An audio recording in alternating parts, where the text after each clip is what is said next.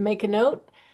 Thank you very much. Hi, Jacob. Thank you so much for joining us. We'd love any of your help you're able to offer to Drew and Alex. So shoot them a message. Um, and with that, I'd like to say thank you guys for joining us. It is a holiday week and there's a lot going along, a lot happening today. Elections were certified today. Our county council reorganized, as in their words, quite literally. And not only did they gain a new executive and lose two council members, but they gained one more council member and a vacancy. And everybody got swizzled around onto new committees. So today is quite the busy day in King County politics, and I would love to discuss that more and more with all of you guys. But for right now, I'm going to, having called the meeting to order, read the ancestral land acknowledgement. Again, this is the one that Beth penned that we're hoping we can do a work group. A couple months ago, our state committee rep, Lisa Rivera, mentioned that she has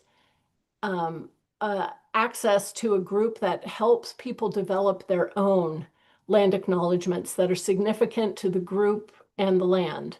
So I'm very hopeful that we can take part in that soon. But in the meanwhile, I would like to say that we acknowledge that our King County communities are built on ancestral and traditional land of the Coast Salish people. We also recognize that the United States removal, termination, and assimilation policies and practices resulted in the forced settlement of Indigenous lands and the attempted erasure of Indigenous cultures and languages. We further acknowledge the oppression, injustices, and discrimination that Indigenous people have endured, and that there is much work to be done on the important journey to reconciliation. We commit to strengthen our understanding of the history and the contemporary lives of Indigenous people and to steward this land. We further recognize the many Indigenous people living here today, including the Muckleshoot Indian tribe, the Snoqualmie Indian tribe, as well as Duwamish and Suquamish nations. They have rich ancestral histories in King County. Today, their descendants remind us that they are still here, where they maintain a vital and visible presence. We honor and respect the enduring relationship between these peoples and this land, as well as the strength of Indigenous culture and knowledge, the continued existence of tribal sovereignty, and the principle of tribal self-determination. Thank you very much, everybody. I see that we have a special guest joining us this evening. Hello, Congressman Adam Smith. Thank you so much for being here. In respect to your time, I'm wondering, would you like to give us a few minutes now, or would you like to wait? Sure.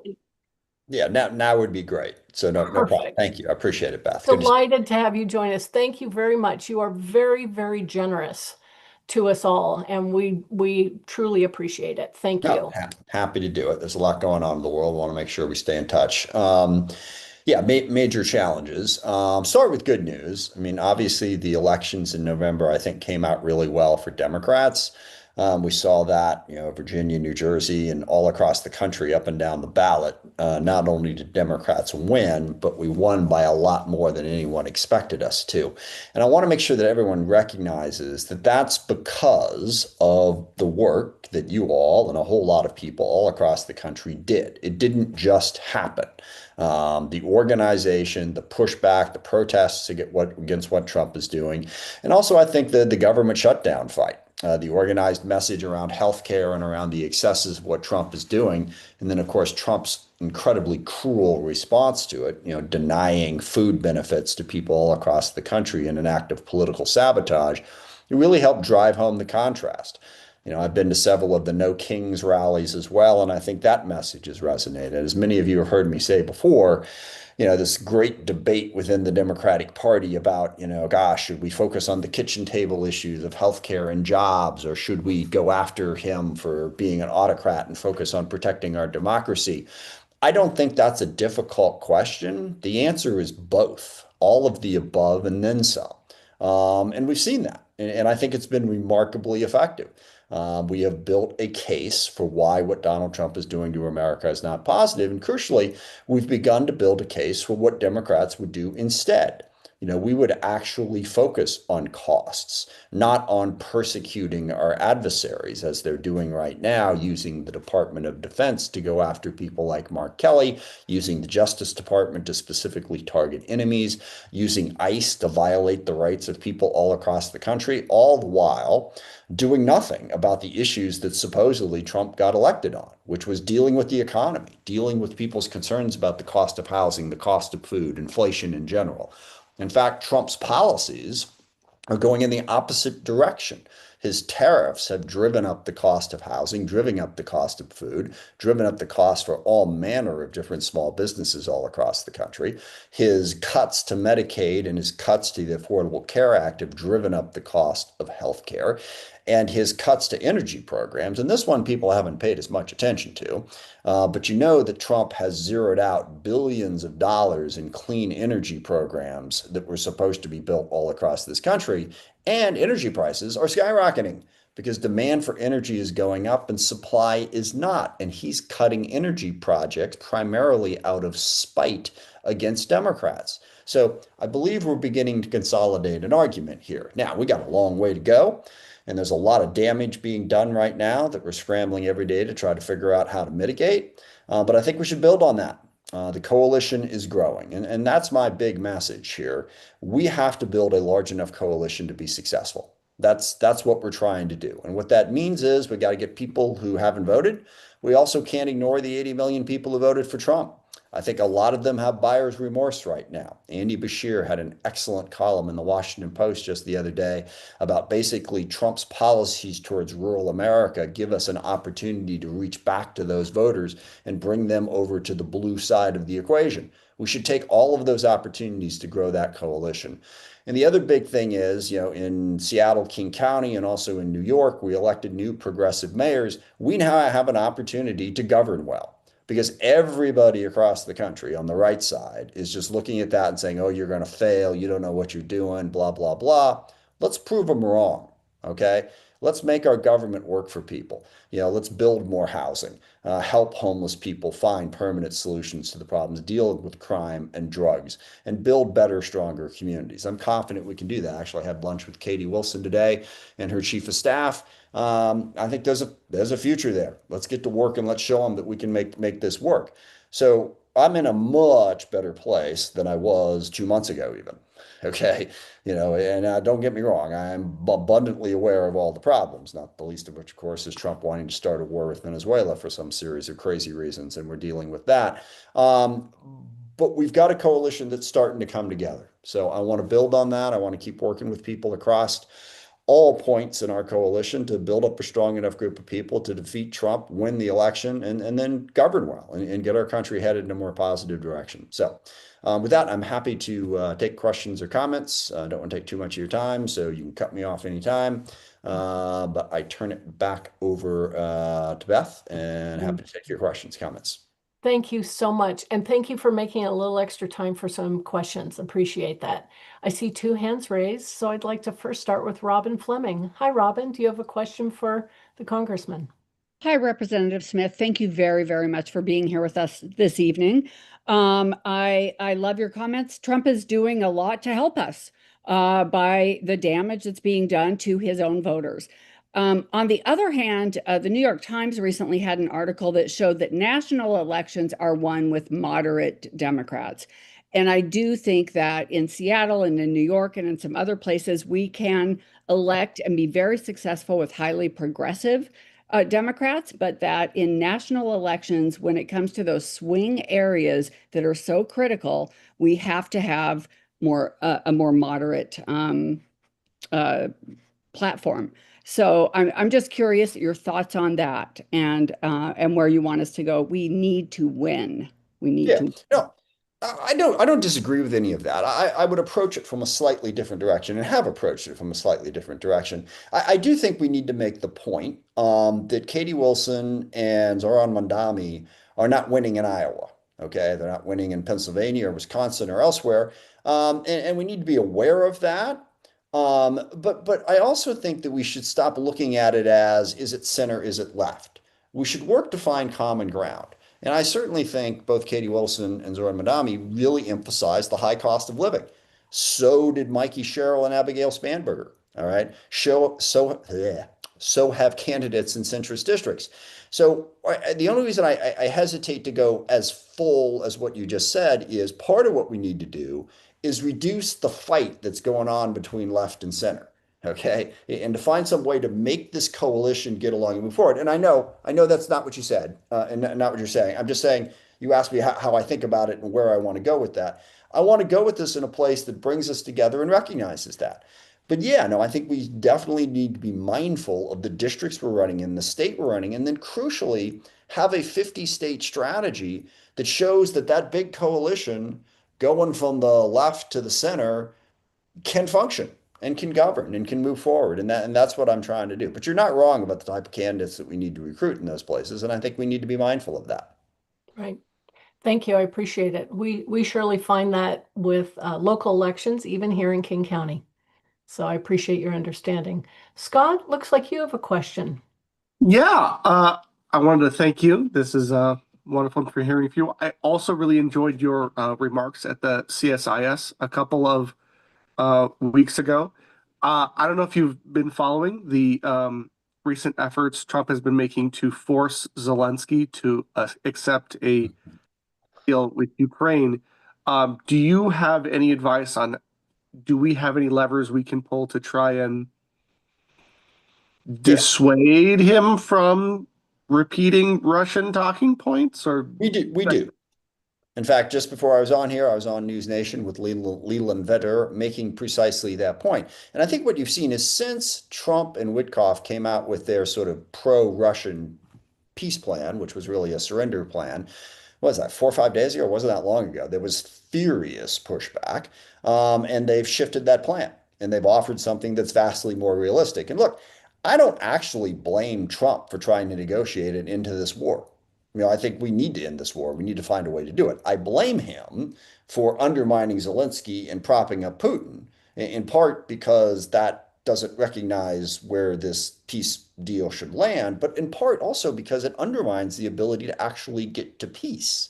As long as Putin thinks that there's a chance that we're going to bail on Ukraine, he's going to keep fighting because he wants it all. The only way to get to peace is to convince him that he's not going to have it all. And the way to do that is continue to support Ukraine. And this is something Trump has not done. His rhetoric has been incredibly encouraging to Putin and incredibly discouraging to Zelensky. That needs to change. The leverage point, you saw this actually, a whole bunch of Republicans in Congress spoke out against this, and it really changed the tone. So I think, yeah, speaking up does seem to make a difference. Thank you. Hi, Stacy. Hi, you mentioned Venezuela. What's the defense to that craziness, or is there a defense? Yeah, well, I think what Mark Kelly and Alyssa Slotkin and a bunch of others did to sort of focus attention, and I know the most troubling aspect of that, of course, is just the complete fascist reaction from the Department of Defense and from Trump, saying that if you criticize the president, we're going to arrest you and court-martial you. I don't know if you saw the addendum to that story, but the Justice Department is now investigating the other five members of Congress who spoke out against that. But I think it also helped draw attention to it because I was reading just before I came on here in New York Times about how everyone's against the war in Venezuela, but only like 1 in 5 people are even paying attention to it. Trump has no justification. He's bouncing all over the place for this, for the extrajudicial killings that are going on right now in the Caribbean. And he's building up multiple different lame cases for why, he might need to go to war in Venezuela. And the American public is like, Venezuela? Let's go. So, yeah, we need to raise up attention because this is not popular. It's not popular with Republicans or Democrats. I think we get that pushback that can help, stop something even worse than what's already going on from happening. Trying to do regime change in Venezuela would be just idiotic. I mean, one of the lessons I hope we've learned over the course of the last 25 years is the United States of America should be out of the regime change business. It's wrong and it doesn't work. We should be able to learn from that. Wise words. Thank you. Holly, I see you have a question for this evening. Yeah, hi, Representative Smith. It's nice to see you again. I just Sure. have a quick comment.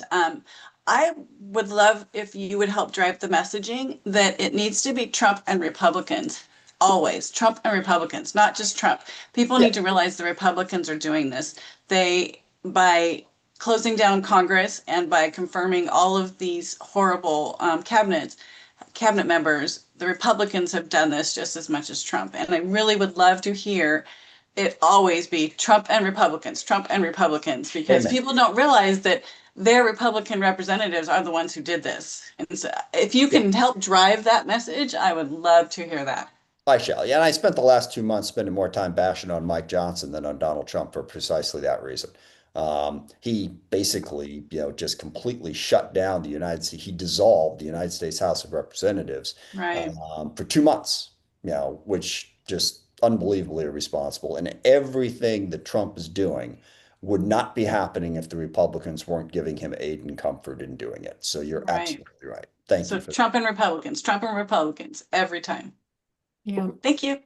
thank you. And I think if I could, bet I see three Yeah. more hands. I could take three more, and then I do have to run. Yes, I was just going to mention the same. And we have another guest just entered the waiting room, Julie Wise, our elections director. So we'll want to give her a couple minutes in a moment. Hi, Rachel Ann. Your question is up. Thank you, Congressman Smith. Thanks for your time. Thanks for being here. Um, we had great couple of election results here, not only in Washington but in New York, with a lot of progressive, candidates winning, not just Democrats but just people who actually have progressive values. However, there was very low voter turnout, particularly in my generation, and partly the reason that is because a lot of people I talk to don't feel the willingness to vote because they don't feel like they're invested. It's like, what if they don't feel like they're going to get anything out of it? They still can't afford stuff. They can't afford rent. They can't afford food. And so I guess my question is, what can you do to reach to my generation? I guess not only you, but like, what can we do Yeah. to make people feel like they can actually have a role in the system and not just prioritize winning elections, but actually make people feel like they have a role to play? Several things. I mean, engage, first of all, and engage first and foremost on the affordability issue. And rhetoric aside, now that we're in charge, govern on it. Let's go build some housing. Let's show people that we can bring the cost of housing down. Let's give people better access to job training that they need to go get the jobs that they need. Let's listen and engage with people. I mean, and the other piece that I would say to people is understand this has never been easy. And throughout my career, I've seen people, dive into politics for the first time, and they're quickly disillusioned and disappointed. We've got in the nation 350 million people that have many, many different opinions about things. So I think we also need to teach people that representative democracy is hard and something you got to stick with. First of all, and you're not going to fix every single problem. And second, like I said, we got to engage with people on those issues and show them that we are responding to that. I think it's really clear right now what some of the shortcomings are in government, and that is people having a hard time making ends meet. Pay and benefits have not kept up with the high cost of housing, energy, education, and healthcare. I mean, those four things are so much more expensive now. And I think back on my own life, growing up in a blue collar family, as I began to get out, got my first apartment, trying to figure out how to pay the bills. It was so much more affordable back then. Not that we didn't have challenges. So we got to get after those issues. And I really think number one, two, and three is affordability, affordability, affordability. How are we going to make the American dream possible and make America a fairer place so that we don't have just a few people making all the money and everybody else struggling to pay the rent? That's the Indeed. number one issue that we have to address. And that's why I see both the left and the center. Like I said, Andy Beshear's writing about this, very centrist governor of Kentucky. Abigail Spanberger, very centrist person, now governor of Virginia. And Mondami Katie. This, I think, is something that can bring us together. And now we got to go deliver. I mean, that's the biggest thing. Show people that you can make a difference. Absolutely. Thank you. Thank you. We'll take two more quick questions, Josh and Christopher. Josh, what's your question? Yeah, hi there. I just wanted to push back on the point that Democrats are going to win by electing moderate Democrats and say that I believe that Democrats are going to win by promoting a progressive platform and electing politicians that are willing to, to actually, stand by those positions. As somebody that is myself, I have Washington. I have healthcare through Washington Healthcare Finder, and I'm seeing the costs of healthcare rise astronomically. As somebody that has a brother who is now dealing with a serious cancer, who's seeing the impacts that has on their lives and their finances. As a younger person that is also going through this, I just hope that you can continue to, kind of be conscious of the struggle that is particularly happening, both with healthcare and also younger generations that are feeling the impacts of affordability. Yeah, that's what I just talked about. And I think it's really, really crucial. And, like I said, I tend not to try to get into the are we left, are we center? What's the issue? What are you doing about the issue? Are you helping people? To me, being a progressive to being a Democrat is very simple. You are working constantly to increase equality and opportunity for people.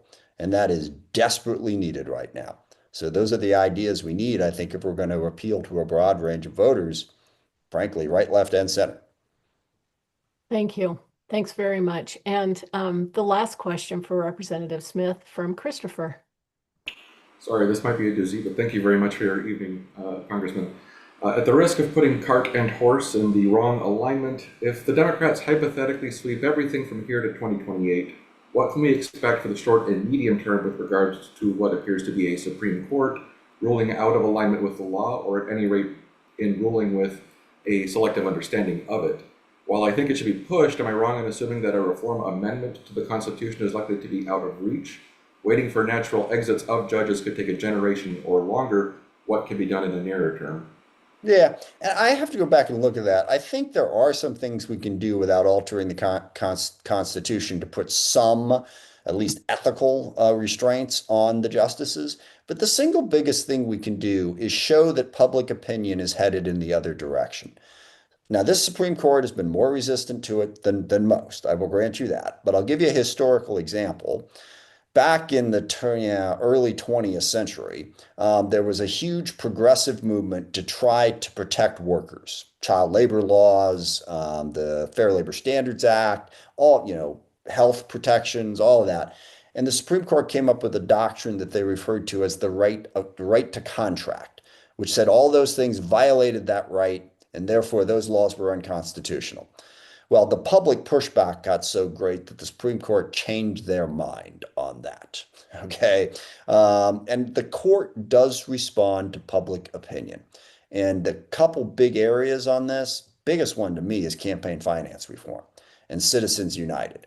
The idea that money is equivalent to speech has unleashed all these independent expenditure campaigns where billionaires are able to spend tens of millions of dollars to influence elections. Citizens United should be changed. Supreme Court decisions have been changed. So I think we need to build that momentum to do that. But you're right. It's definitely a fly in the ointment dealing with the courts, given how Trump has packed them over his first term and now into his second.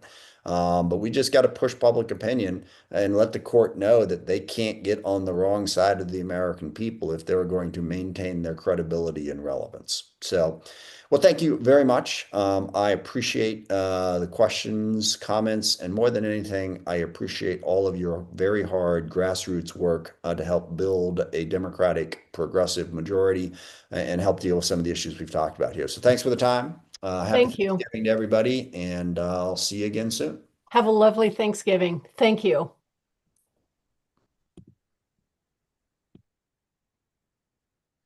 Wonderful. Thank you guys all for making a little extra time. That was a real treat. Representative Smith came to us and said, I do have time. So we always want to take a little bit of time, especially because he's so generous with asking questions, even the hard questions. So hooray for that. And in that same vein, we have another guest in the room who may not be quite ready for me to call her name, but this is somebody that we know and love, and that is Julie Wise, the Director of Elections for King County. I recently had the opportunity to speak with Julie on the floor while ballot counting and tabulating, well, not tabulating, just counting was happening. And said, at any time when you are free, we are always here on Zoom on the fourth Tuesday of the month, and we would love to hear from you. So if you are available, Julie, please go ahead, speak up. I'll give you a highlight. We'd love to hear your words of wisdom and any interesting tidbits. I did leave your latest email from earlier today open that I could read from it if you are not quite ready to come on. I see you in but muted, so you may have actually stepped away to have a moment to get a sip of water. Julie, are you available to speak? We will give Julie a moment and move on in our agenda to adopting said agenda that after our second surprise speaker, we will do our very best to stick to. And I wonder, Kat, if you would like to display the agenda or if you would like me to do the screen share. Ah, dream come true. Thank you, my friend. Thank you, thank you. Here we are, unbelievably, already November 25th. Will you propose a call to order? We did pretty good, 6:31, and shared our current edition of our acknowledgement of ancestral lands. And again, I would like to do that work that Lisa Rivera suggested in developing our own. We're going to review our agenda and take a look at the October meeting minutes that do have a revision. And thank you very much, those of you who revised or sent notes in advance so we could add those in. Following that, we'll ask the vice chairs if they have things to note. And I am certain that at least Andrew Ashiafu does. We have a treasurer's report to present, and in this case, our Finance Committee Chair, Eric Durbin, will present that for us. Amy has some notes on PCOs. I have an opportunity for our state committee reps to speak, and the endorsement committee report. And then we have a couple of votes, a couple of budgetary votes. We have a school board power teams project review with an expenditure proposed and the tribal relations budget amendment proposal. And I must have read right over that. I apologize. Prior to the budgetary votes, we'll have the ad hoc committee report from Hunter Brown or Bunny Hatcher. I wasn't sure who could be there tonight to present from the ad hoc committee meeting. And we'll have an opportunity for new business. I think that there's at least one hand raised. I'm seeing Jamie Fackler. Is that for something to add in the new business section? Yeah, that's just for new business. What we talked about with the support for the House Bill 1687. Beautiful. Awesome. Thank you. Count it there. Then good of the order. Hopefully Tim Noonan can tell us what the elk are doing at Meadowbrook, because that's my favorite peaceful moment of the evening. And we'll adjourn. So I would ask if there are any other additions or changes that need to be made to this agenda. It looks like Tim has his hand raised. Hi, Tim. Put your microphone down too. How's that? Aha, now I've got you. Okay. I am glad to be here and just wanted to move to adopt the agenda. So moved. Ahmed, I see a hand raised. Is that a second? No, it's not. Okay. Do you have a question before adoption of this agenda, or do you have something to add to new business? I just wanted to add something to the new business. Great. You don't have to want- tell us now. but we will Okay, make sure thank we you. come back to you in new business. So in new Thank you. business, Mhm. I'm going to ask for a second in just a moment. We'll have Jamie and Kat and Ahmed also. Great. Thank you. Thank you. Thank you. Okay.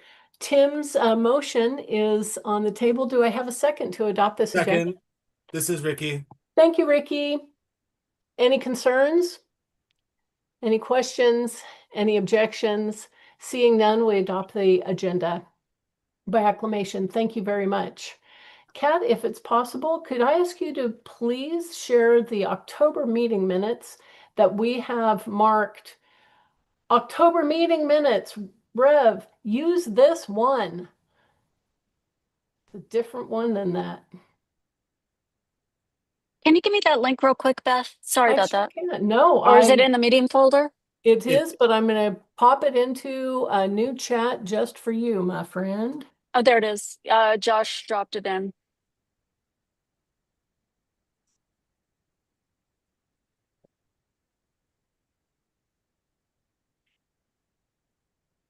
Thanks, Josh. Yeah, super.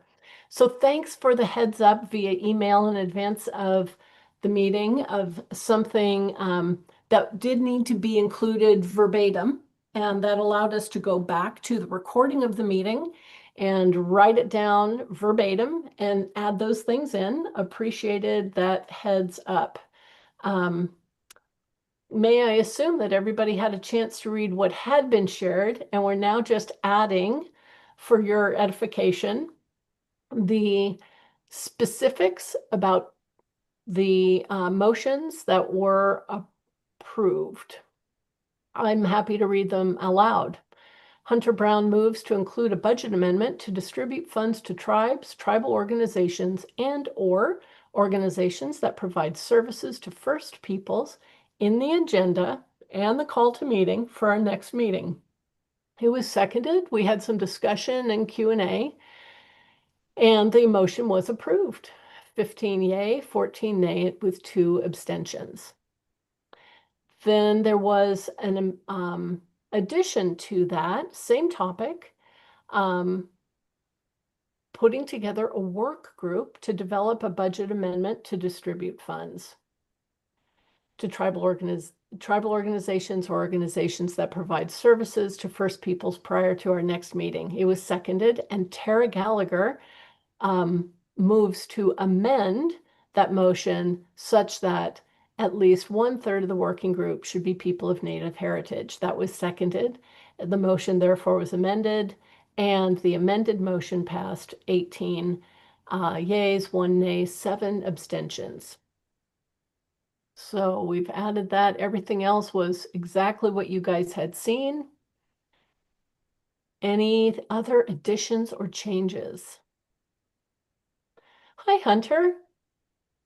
Just a quick clarification. The green text will replace the paragraph above. Is that correct? Is that my understanding of the person that That's made what this? we'd like to do, yes. Okay, thank you. I appreciate yeah. it. I just wanted to, I wasn't sure, so thank you. Yeah, didn't want to eliminate anything so you could see them both. Yeah, awesome. Thank you. Hi, Robin.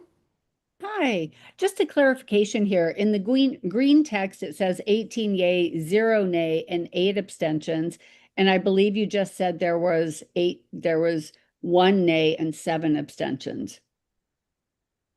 So those were two, sorry about the noise. Two different, the original motion and then the amended one. Okay, sorry. Thank you. Yep. So I think we're good then. Lots of good record keeping there. And I just want to do a little shout out to some of our good of the orders. But before I do that, hi, Tim. Do you have a question regarding the minutes from the October meeting? I have a motion, Madam Chair, and I will wait until after your comments. I just wanted to give a shout out to the folks who are bringing us good of the order. Temperature checks on voter turnout.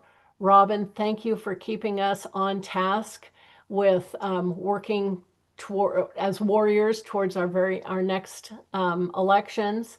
Tim, congratulations again on the success of LD30's restaurant takeovers. Your fundraising is going really, really well. And I appreciate Chris Porter stepping up to run again in King Conservation District. And before I will cease my comments and I will ask Charlotte if she has her hand raised for a second to the motion on the floor. I do not. I have a separate motion because I just noticed an error in the meeting minutes. Please help us with the correction. I'm so glad you took a chance to look. I would like to amend the second item on the good of the order to correct the spelling of my last name to include the third P. Yes, please. There we go. Oh, good, good.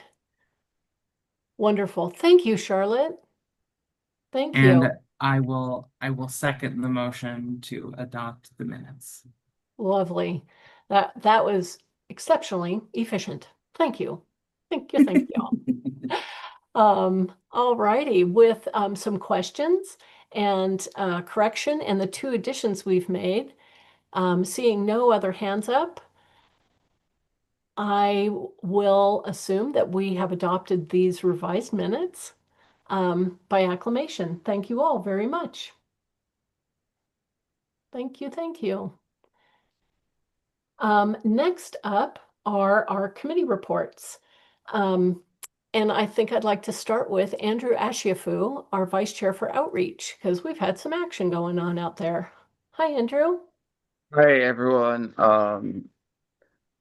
Hi, I'm Andrea Shofu. For those who don't know me, Vice Chair Outreach. Just a quick update. Last week, Thursday, we did host a nice community event with the Washington Institute of Democrat Future, where we did an election recap. We had a panel with our state chair, Chastity Conrad. We had Camus there. Erica Bennett was the coordinator and Yes, the moderator. And then we also had Sandeep and Crystal Fincher on the panel. It was really good to hear the progressive wave that happened, not just in Seattle, not just in King County, but all across the country. And it's given us a very good fight in us and very good hope that come 2026 we will be able to flip more seats here in Washington state and also hold on to our CD3 seat. There'll be more events coming next year, especially since we'll have a lot of legislative districts races, and also it's a midterm race. One thing unique about next year is as of now, there is no statewide race for the first time in like 12 years. So we'll need extra outreach to ensure that we get out the vote next year. And that's all for now. Thank you. Thank you, Andrew. That's such a great reminder. I really appreciate it. And it gives us the opportunity, without a statewide race, to go and help and work in other districts that need the organizing powerhouses that King County Dems has to offer. Thanks. Hey, Charlotte, I think I see your hand is raised. Am I right? I think that that's incorrect that we don't have any statewide races next year because Justice Melody will have to run to retain her seat on the Supreme Court next year. And I think also Justice Johnson is being aged out of the Supreme Court. So there may be 2 Supreme Court races on the ballot next year. Oh, okay. I like it. You know what? We will ask our endorsement crew to make a query about that and confirm, because that does mean there's a statewide race happening. Thank you. Thanks for the clarification. I appreciate it. Hi, Bunny. I see your hand is up. Yeah, we have developed the questionnaire for the Supreme Court. Good on us. And well Colleen planned. Melody is my next door neighbor. You're kidding. No, she actually, as next door as it gets, we all live on 5 acres down Dirt Road, but she's the blue house I see through the trees. I love it. And her 2 little girls are little horseback riders, so Obviously, new I crew. know them all. So cool. Thank you, Bunny. Thank But you. we do And have those races and they are statewide. great. And thank you, Charlotte. Appreciate that a ton. Thanks very much. Among the other vice chairs, I will just have a quick shout out. Chris, any communications update you'd like to give? Not much to say other than to thank everybody for all of their very hard work getting us through this month's election. Was it this month? It feels like it was already 6 months ago. Yeah, let's do it again next year. Absolutely. Let's do it again. In fact, how about we do it in February? Oh, I like that too.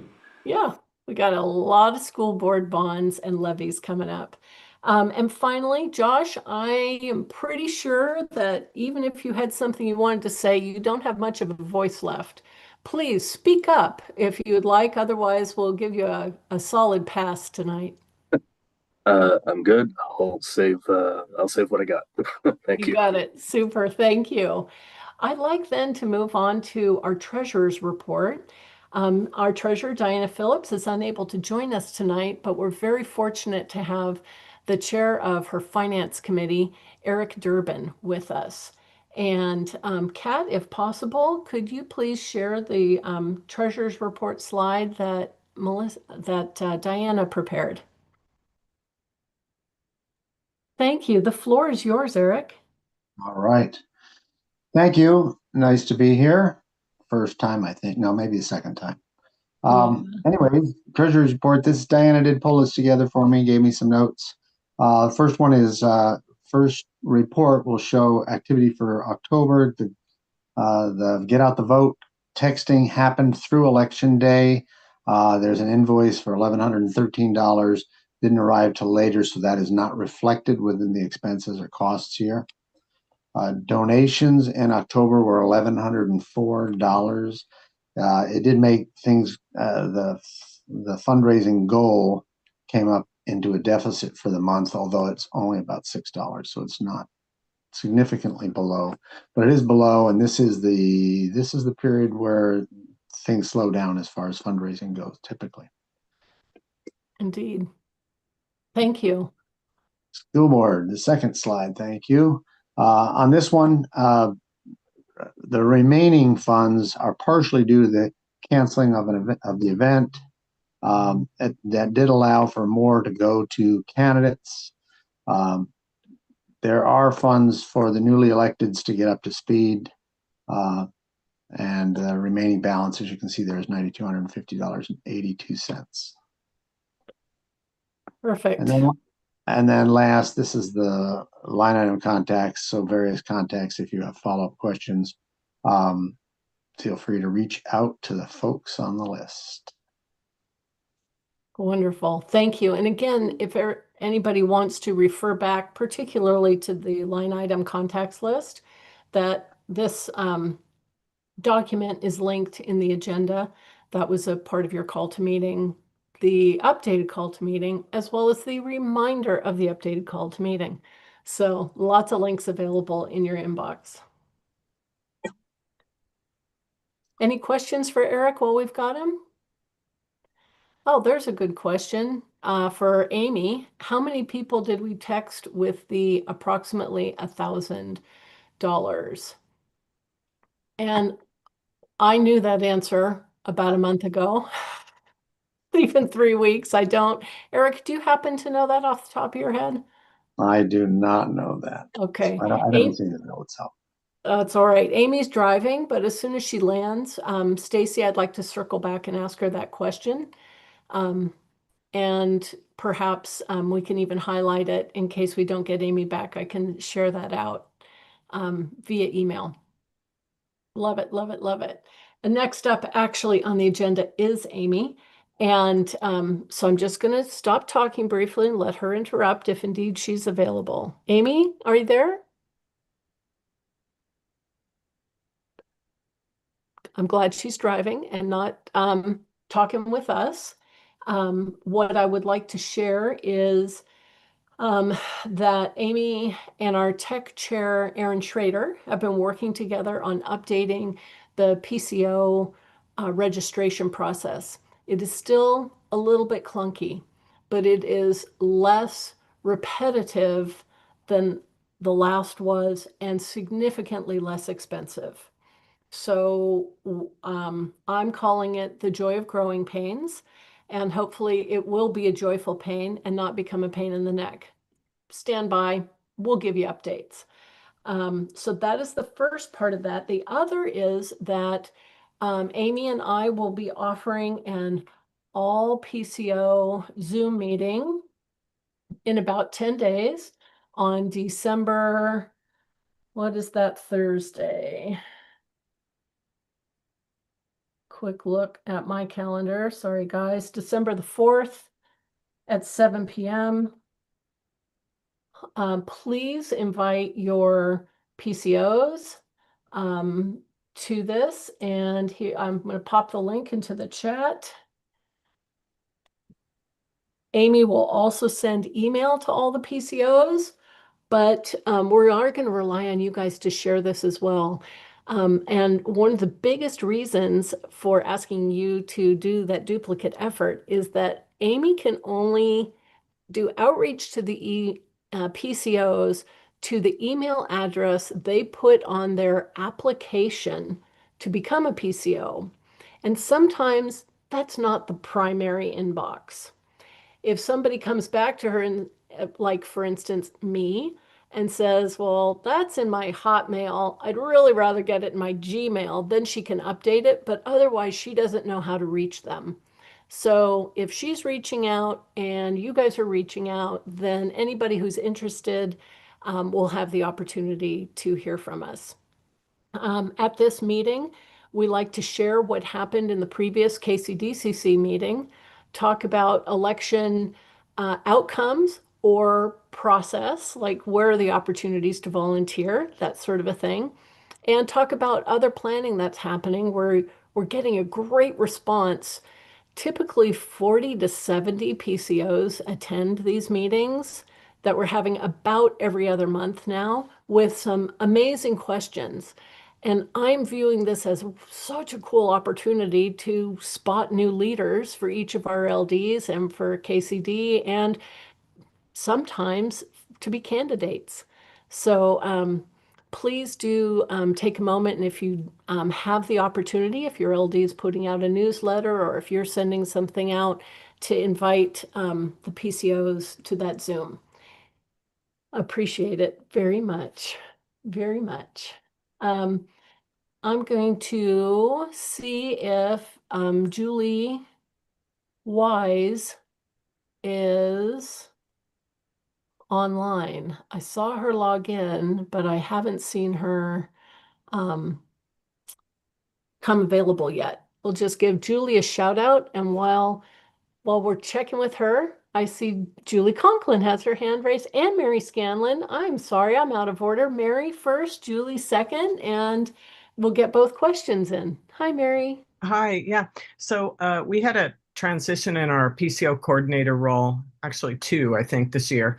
And during that period, I was sort of on task for helping make sure that the PCOs got appointed and got added to lists and so forth. And there were a couple of instances where I don't recall actually getting an acknowledgement that they were added. And it may have happened without me recognizing it, but I thought it's one of those things that keeps me awake at night. Is there, how would I know? I should probably know this. As mentioned, slightly clunky system. So okay. I would love it if you could put in the DM chat to me, or Signal, or Basecamp, or email, or text message me the names, and I will hunt them down for you. And then let's make sure we have the right PCO chair noted for LD 37. Okay, awesome. Thank you very much. Yay. No, thank you, Mary. Thank you. I know even in Amy's own LD5, we had one similar situation. So we're working on it. This has been a long-term work in process because we saw the anticipated dramatic increase in cost of one of our tools. So we've tried a couple of things and we have discovered some terrific failures. We're hoping this is a terrific success. Thanks for fumbling along with me. Hi, Julie. Thanks for waiting for me to stop talking so you could have a turn. No worries, thank you.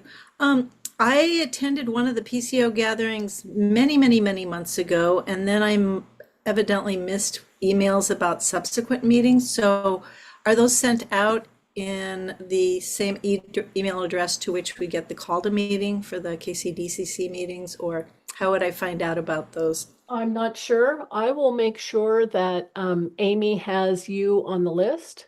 Okay. And would you like it the same email that you're getting the call to meeting? Sure, that works. Yeah. Great. Yeah, I don't I'm know how I happy signed to. up. Thank you. Yeah, my pleasure. I can tell you that for my first 2 years as the endorsement chair of LD5, I never once got a newsletter because it was going to an email address that had not been looked at for a long, long time. So I'm glad that we're checking on all of this. Happens to all of us. Hi, Katie. Thanks for raising your hand. Yes, thank you. Could I also be added to that distribution list? Since I'm not a PCO, I'm not getting those, and then I don't have a way to send it out to my membership to remind them, or at least to the PCOs in my district to remind them if I'm not getting them. Sure. That brings a question to my mind. Does the group think it would be helpful if we just included all of the chair email addresses when those invitations come out? I'm seeing some thumbs up. Yeah. Okay. I'm going to go with, I love that. That made me happy. Okay. Plus all chair emails. Great. Will do. Thank you, guys. That's really, really helpful. Thank you. That's our PCO report. Next, we're on to our state committee reps. I wonder if Drew or Lisa are here and if they have anything they'd like to add. Hi, Lisa. I saw you pop on. Hi, Drew. Is it possible to spotlight too? I don't know. I got Lisa. I I'll will try promise another you one. that it will take about as long to spotlight both of us as our reports combined probably will be. Ooh, hi, Kat. Kat, you've been promoted. Congratulations. I always knew that I was going to be a state committee member. There we go. Awesome. Thanks, Kat. Okay, go, you guys. Thank you for waiting for me to fumble. I'll let you start because mine is probably less substantial, but go ahead, Drew. I guarantee it's not. Basic overview is that we've not had a central committee meeting since the last King County Dems meeting, so there aren't a whole lot of new updates. The next meeting is going to be in Everett at the end of January, second to last weekend, the 25th. The only primary piece of business coming down the pike that I am aware of, other than resolutions that'll come up, is the adoption of the 2026 budget. That'll be a little interesting because the budget structure rules for the state party were significantly modified 2 meetings ago, I want to say. And so the budget is going to be an 18-month document as opposed to a 12-month document for 2026, leading into the new chair's term. But other than that, I haven't known a whole lot about anything else coming down the pike. And so I will not waste too much more time than that. And same here. Separate, included in being your state committee member, I am, by way of that, I'm also the Congressional District 7 representative to the Washington Dems Executive Committee. We had a meeting a few weeks ago, and I actually couldn't make it, but had my own 46 Dem state committee member, Tara Gallagher, attended. And they do send out the minutes from that. So I can share the minutes from that meeting, and it was kind of maybe a good one to miss because there wasn't a whole lot. It looks like there wasn't any substantial votes going on. There was election debrief, talking about fundraising, financial review, going over the finances, which the committee does every month, and then a lot of good of the order. So, it was, and you can see here about in-person meetings going on. There's a Latino community get-together coming up on December 2nd. Updates on activity, shout out to Shasti, lots of stuff. So it was a pretty, uneventful meeting in a way. Either way, that's really all I have that I can talk about. That maybe someone is interested in learning more about, just let us know. I have one question, and I'm sure it's just that I can't remember it. I'm thinking the last time we had a report, there was a discussion of what is now a caucus and what is now a committee. And has that just all settled, or is that an ongoing process?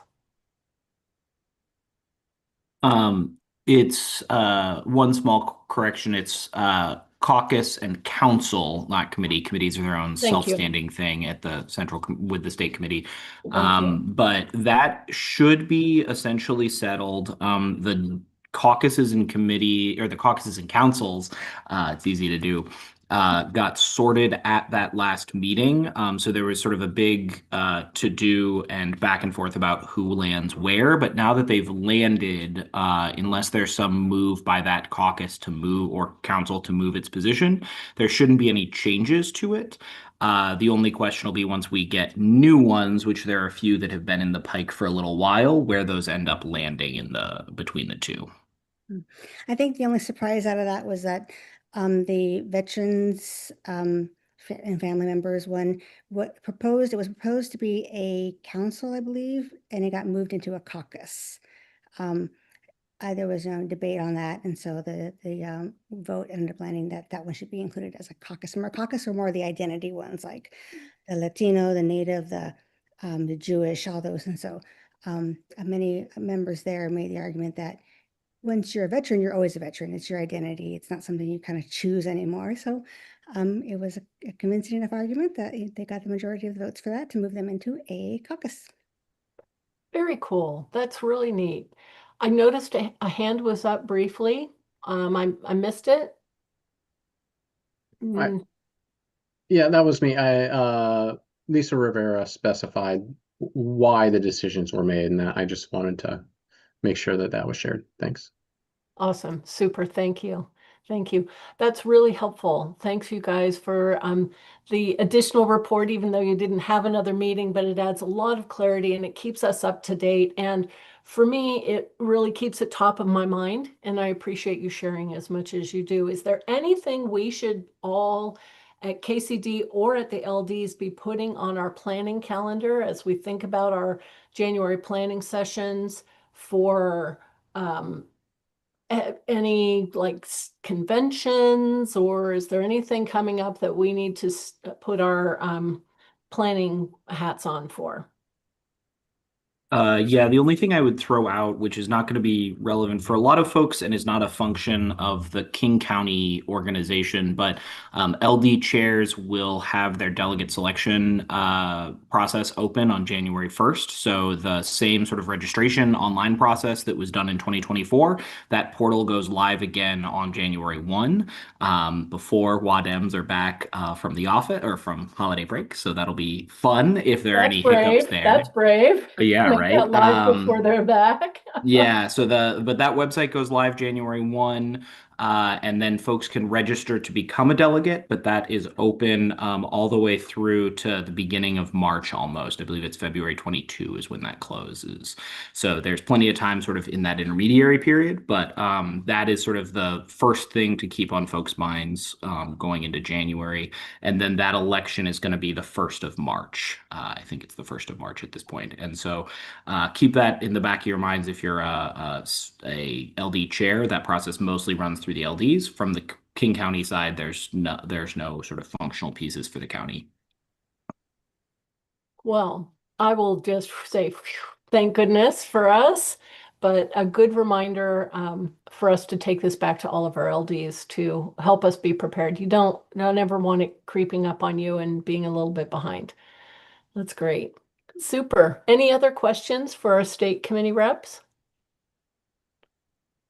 Thank you both. I really appreciate it. Thank you. Fantastic. That was great. I have an answer to the text question. And it looks like we sent out a total of 165,000 text messages in the general election cycle. So, yeah. And that was a really large team. And a number of people participated. Amy was a strong participant, but it was really led by Jen Askew in Maple Valley. And as you guys might remember, the Tahoma School District was a big focus for us. So she was doubly invested and really leaned in. So that was great. And a lot of very interesting and almost entirely positive responses. And we made sure that we had volunteers ready to respond. And I think that helps show the integrity of what we're doing. It's not just spamming, we are having a conversation. So that's pretty cool. Thank you guys, and thanks for letting me circle back. Hey, Kat, I think Dean's out tonight, so I'd like to pass the baton to you to share news from the endorsement committee. Thank you, Madam Chair. And subbing in for tonight in lieu of Dean to help correct me and add anything if I've missed it is Bunny Hatcher. So Bunny, pipe in if you need to. As always, Bunny is the keeper of all the actual knowledge on the committee. So we have been fervently, just diligently, consistently working for several months now on questionnaires. We are almost done with the drafts. We've worked on 13 of them. In every event, they've been led by members of LDs who volunteered to lead on questionnaire development. We've had, 20 plus meetings, 18 plus meetings. For the 13 questionnaires, we have had complete scheduling flexibility to meet at each person's convenience. We'll remind everybody that we have mentioned this at every meeting for the last several months, inviting people to attend and participate. Let's see. And the most important thing is that if you would like to further having, now we've got kind of a rough product that we'll be having available here next week. If you too can influence the questions that candidates respond to upon seeking endorsement in Seattle King County next year, please join us for one of our 2 candidate questionnaire workshops just for KCDCC reps, members, LD members, chairs, executive boards, LD endorsement committee members, and of course KCD member endorsement committee members as well. Thank you, Josh, for dropping that in. There are 2 sessions in the registration form. We list out the 13 questionnaires and we'll know how to allocate time and set up any breakout rooms or whatever based on what people put in the question of what questionnaires would you like to discuss at the meeting. And with that, I believe that's the end of the report. Bunny, what have I missed? Nothing except that to let them know that we have had meetings in the evenings, in the daytime, on the weekends, on weekdays. Really tried very hard to get everybody to get as involved as they want to be in these questionnaires. This is the easy session too. We only have 13 different questionnaires. We don't have a million different city councils and school boards and sewer districts and airport districts and park districts and school districts and all the other.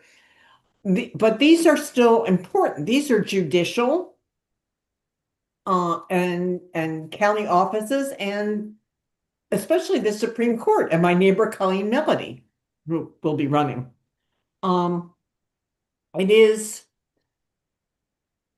is unfair to people like Kat and Dean who work 20 hours a week on this stuff for people not to participate at all with all of the invitations that you have at all these meetings, that everything that gets emailed to everybody, to just hold your peace until we bring them forward at the meeting to get them approved and then begin demanding all sorts of changes.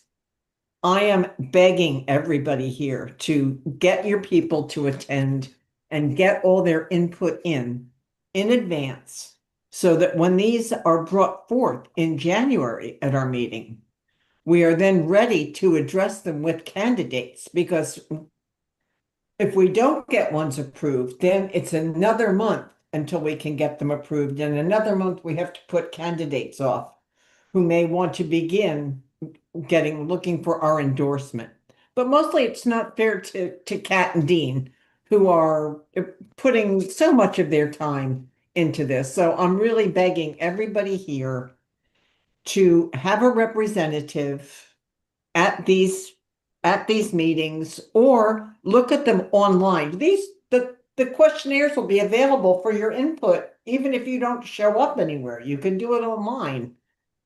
Just don't try and hijack a questionnaire or two at the meeting and delay our ability to get it to candidates, to post it for candidates who are eagerly waiting for this. And I'll get off my soapbox now because I have my Indian soapbox shortly. Thank you, Bunny. I see two hands raised, and the first is Tim Burns. Hi, Tim. Hi, Beth again. I don't mean to dominate this meeting, but I did want to let you know that the 30th LD has early endorsed our 3 legislative representatives, Christine Reeves and Jamila Taylor in the House and Claire Wilson in the Senate. Love it. Love it. I see Kat marking her form already. So thank you so much. And boy, oh boy, here we were feeling mighty proud that we were going to have a full kit and caboodle in January, not our stated goal of March. And you guys are blazing 2 months ahead of that schedule. Dang, impressive. Very impressive. Thank you, Tim. And I see Hunter has his hand raised also. Hi, Hunter. Hi, yeah, I just hope that the committee will consider sending those questionnaires out early for comment. Unfortunately, I cannot make those 2 meeting dates. I have family engagements at both of those times due to birthdays for my father and daughter, respectively. So I'd love to participate, but I'm not able to do so then. So I'd be happy to provide comments in advance. So thank you. If that's a possibility. Love that. Thank you very much. And that's an awesome reminder that we'll definitely be doing that. In fact, I bet Kat is about to speak to that right now. So I'm going to zip it and hand the baton to her. Thank you, Madam Chair. I wanted to solicit some input on what the best way would be for folks who can't attend an in-person or a Zoom meeting, a live meeting, what the best way would be for folks who want to submit input, just an email, or a form, or, line items, or, open to suggestions for how folks would like to give us input. I'd like to, Galaxy, if you don't mind a moment, I'm hopeful Hunter has a suggestion there and we'll circle right to you. Hunter's yes? Did I guess right? Yeah, maybe a Google form. I've organized them with multiple columns, like which questionnaire are you commenting on? Which line are you commenting on? Do you want to strike something or delete something or revise something? And so you can do these drop downs and then provide your comment. I've done that for platform amendments. It's been successful. And then offering like an accommodation for someone that doesn't have the ability to like use Google Docs. Right. But most people can. So you're getting 95% of the comments that way. And then hopefully it will make the committee's work easier to flow through. But I hope that the committee would decide what's going to work best for you guys. But that was just, a suggestion. Could just send you an example if that sounds interesting. I think it's a brilliant idea. Getting all the thumbs ups. That's great. Thank you. Thank you. And I just really appreciate everybody being willing to weigh in advance. I know that Kat had thrown out a couple of ideas of when to send them, and I thought it might be most useful if it came with the call to meeting packet, because that's a predictable document. But I wonder, you just don't want it just to be one more thing that's getting lost in the middle of holidays and New Year and all the stuff. So if you think something else is another time's more helpful, we're very open to suggestion. And thank you, Kat, for waiting. You have the floor. but you're on mute. Sorry. Yes, thank you, Madam Chair. I wanted to ask in terms of accessibility, often with a Google form, what I'll do is I'll include a Microsoft Word version of whatever's presented on the form, because that can be used with all adaptability or accessibility devices, screen readers, etc. And I was wondering if that is an acceptable accessibility option for the form. And then I did want to point out that I wondered if in terms of when things will be available, the question was really when will they be available for the workshops? And I can say I believe that we're finalizing the last draft next Monday, which is the 1st. So before the end of the week, we could have drafts out to everybody for review, which gives you a weekend to review prior to that first workshop, which is on the 9th, if that's acceptable. And Beth, tell me if it's not, if you need I something love it. else. Sounds great. Sounds great. So stuff will come out before the first workshop for those 2 workshops, and then again in January, prior to along with the call to meeting prior to the January meeting. Hi, Rachel Ann. I'm coming to both of these meetings. I just registered, so I definitely am excited to participate in this process. So Great. I just want to let everybody know I'm excited to have a hand in. Yay! This is what democracy is. So that's right. Definitely, yeah. That's right. Kat will correspond with you to make sure she has all of your details and everything's ready for you to be able to participate. Does she need my email address, phone number, etc., or just like email would be ideal? Perfect. Thank you. Thank you. Thank you. Okay, that was awesome. So productive. Yay, thank you guys. Well, hopefully we'll see 17 LDs represented over the course of those 2 meetings, and Hunter, we'd love to have your feedback as well as your committee volunteers. So just because we know we'll hear from you doesn't negate them. We want to include that too. And same goes for all the LDs. Hi, Robin. Hi, I just wanted to clarify, if people want to comment online and aren't able to attend one of the workshops, how do they do that? Are you going to be sending out something? Mm-hmm. Okay. Yep. Thank you. I just want to let them know in my communications. Thank you. Yeah, absolutely. Absolutely. Fantastic. Yay. That's great. Super. Before we move on, I'm going to do one more check on another guest who might be available to speak. Julie Wise. Julie, might you be available? Just want to check one more time. Okay, great. We're going to go ahead and move forward then. And I'd love to hear just the report from the ad hoc committee that we're all reminded of because it was the specific verbiage additions to the minutes. So I'm wondering if Hunter or Bunny or both or everybody that was in your committee, we'd love to know who all met, what you guys spoke about, all the good stuff and the process. Thank you, Hunter. Yeah, thank you so much, Madam Chair. So just to be clear, I did make a Scrivener's error. We met on November 6th, Thursday, November 6th. At the top of the minutes, it says September. Clearly, we couldn't have met before the body directed us to. I want to thank the body for bringing forward the motion and the formation of the ad hoc committee. Myself, Lisa Rivera, Bunny Thatcher, all of whom are native, attended that meeting, as did Julie Conklin. As soon as I heard from people, I gathered emails. I sent out a doodle poll asking when people could meet. All 4 people, including myself, were able to meet at that time. I did hear from some people after the meeting, unfortunately, like on the Monday after we met, and had decided those items. But I don't think that they would have largely changed the outcome of that committee, just to be transparent on that.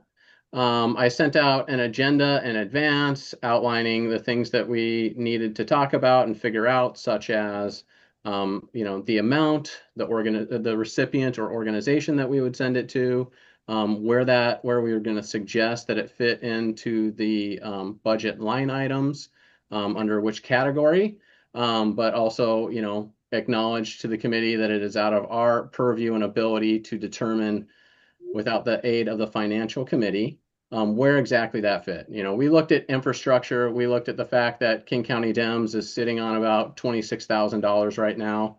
The infrastructure line item at the time had $9,000 under it. We'd spent about $3,000. It looks like the latest PDC report says $3,500. So we figured this amount could go in under infrastructure without raising that $9,000 limit, but we relied on the finance committee to make that final determination. So that was kind of out of the scope. Excuse me. We all looked at this and came to consensus on I think everything. Everything ended up being unanimous after some discussion. But first, was that this shouldn't be treated as a charity or an optional extra. It should be a core part of our organizational infrastructure, kind of like paying rent. That's why we put it under infrastructure, because our presence and our organizing and elections work all take place on native land. We thought that it should be paying rent. And the working group also agreed unanimously that the support should go to a native-led coalition that centers and uplifts First People across the region. After reviewing options, we reached unanimous consensus on directing funds towards the Seattle Urban Native Nonprofits, an organization rooted in community leadership and trusted relationships. Despite its name being Seattle Urban Native Nonprofits, it's actually King County wide. If you look at all the orgs and you click on the link in the minutes from the committee, you can see all the organizations that are involved in this. So they work together collectively to advocate and on behalf of all of the organizations to go after grants, and they use shared resources for that. In full transparency, so people understand, how Sun operates is they get a fiscal sponsor. So one of those members is a fiscal sponsor for the year. So if this passes and we decide that we want money to go to Sun, we would donate to the fiscal sponsor for that year, and it's a calendar year. So I just, if we pass this and people go and look at the PDC report and they see, hey, it went to, let's see, this year it is going to be the Potlatch Fund for this calendar year. Next year, it's going to be Unkatawa. So that way, if this does pass, people understand that that's where the money goes, and then it goes to Sun through them. I double checked that this was okay with our PDC compliance expert, and by ours, I mean King County Democrats. They also do the compliance for the 46. So I asked him like, hey, is this okay? He even noted that he's had candidates donate to Unkatawa in the past when they had excess funds. So he's like, yep, there's no problem. They're a 501c3. Okay to do that. Let's see. The other thing that we talked about was the amount. Bunny Thatcher recommended that we do a contribution that is significant. So like a number of significance. She suggested 1492, which is when, Columbus set sail. There's that rhyme we all learned in school when Columbus discovered America. Or the formation of King County, which was 1852. I mentioned the Treaty of Point Elliott in 1855. But we discussed, listening to feedback from our finance chairs and our treasurer about how difficult fundraising is. We thought that we should go for the smaller number of significance because we know how hard it is to fundraise, and we don't want to, go for the top, even though that's somewhat appealing, right?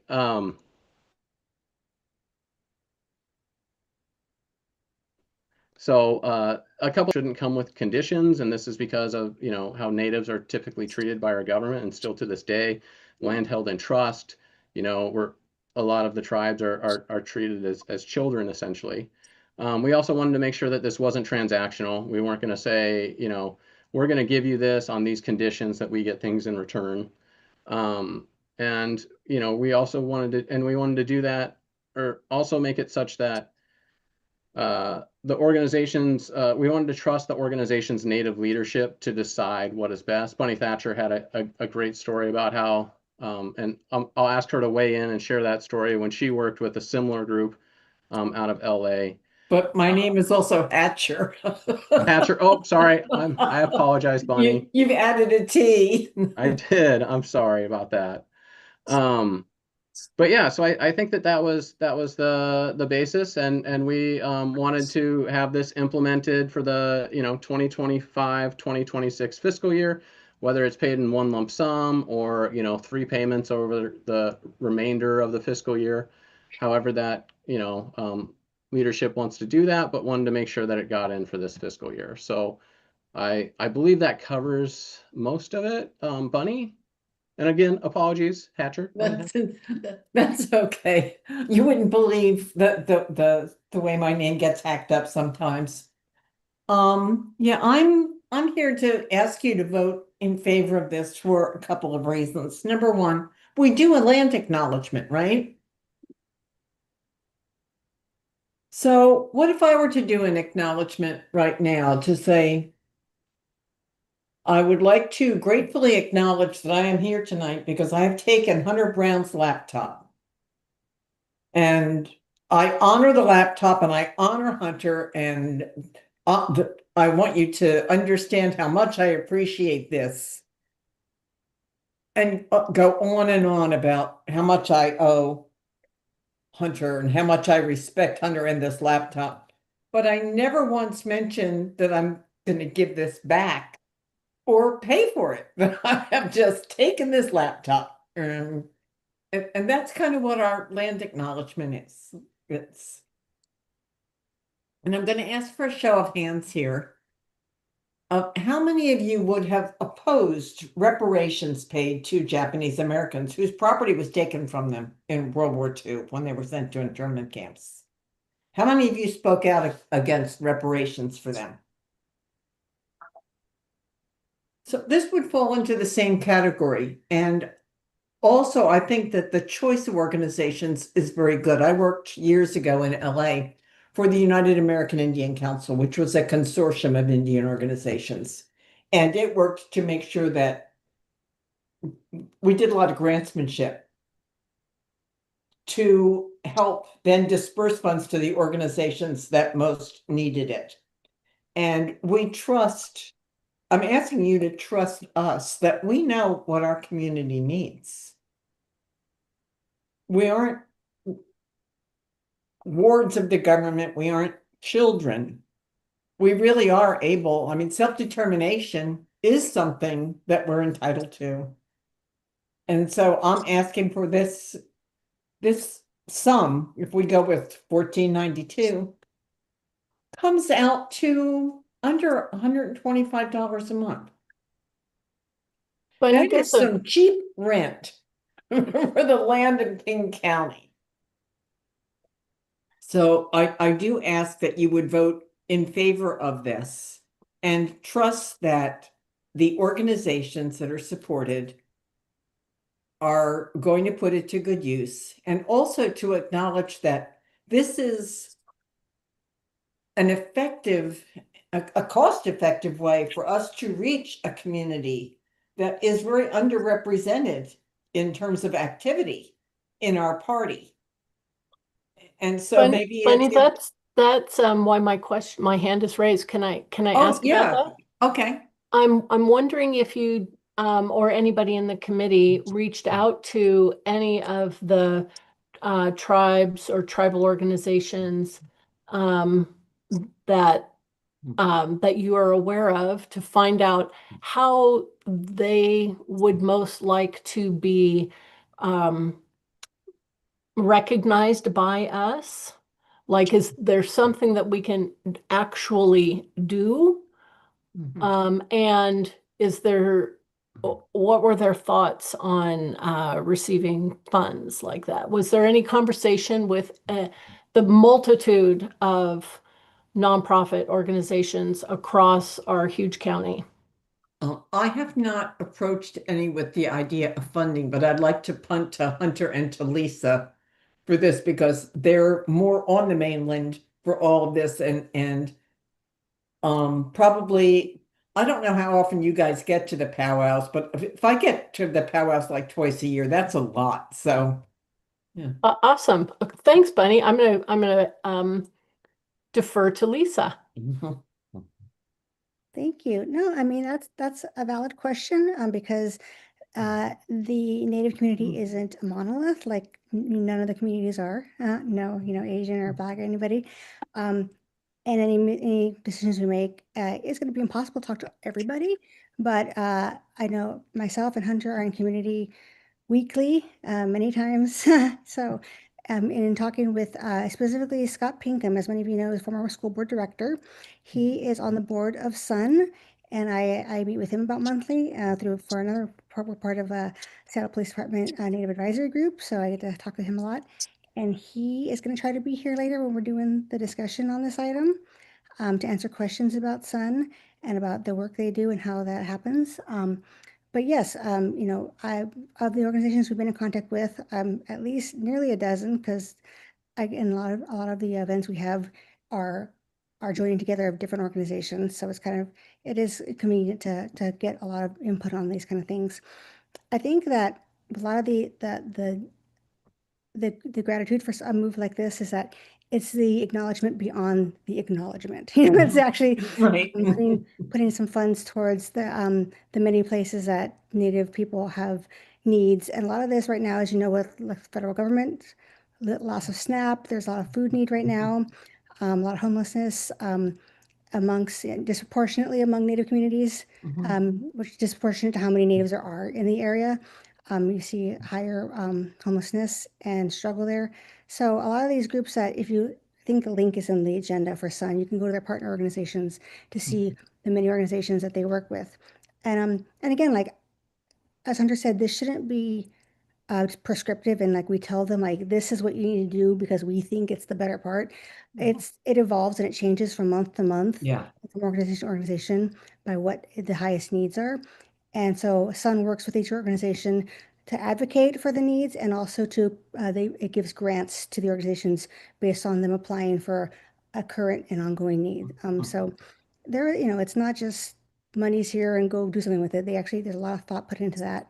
A lot of consideration for where the highest needs are at any given moment. I hope that answers the question. Yeah, I mean, Hunter has his hand raised. I don't know if he has a question or additive or if he'd like the floor. Yeah, it was just one other thing I forgot to mention that we discussed in the committee, which is, 87% of natives live in urban areas, 7 out of 10 outside of reservations. And these organizations actually rent space from local tribes as well.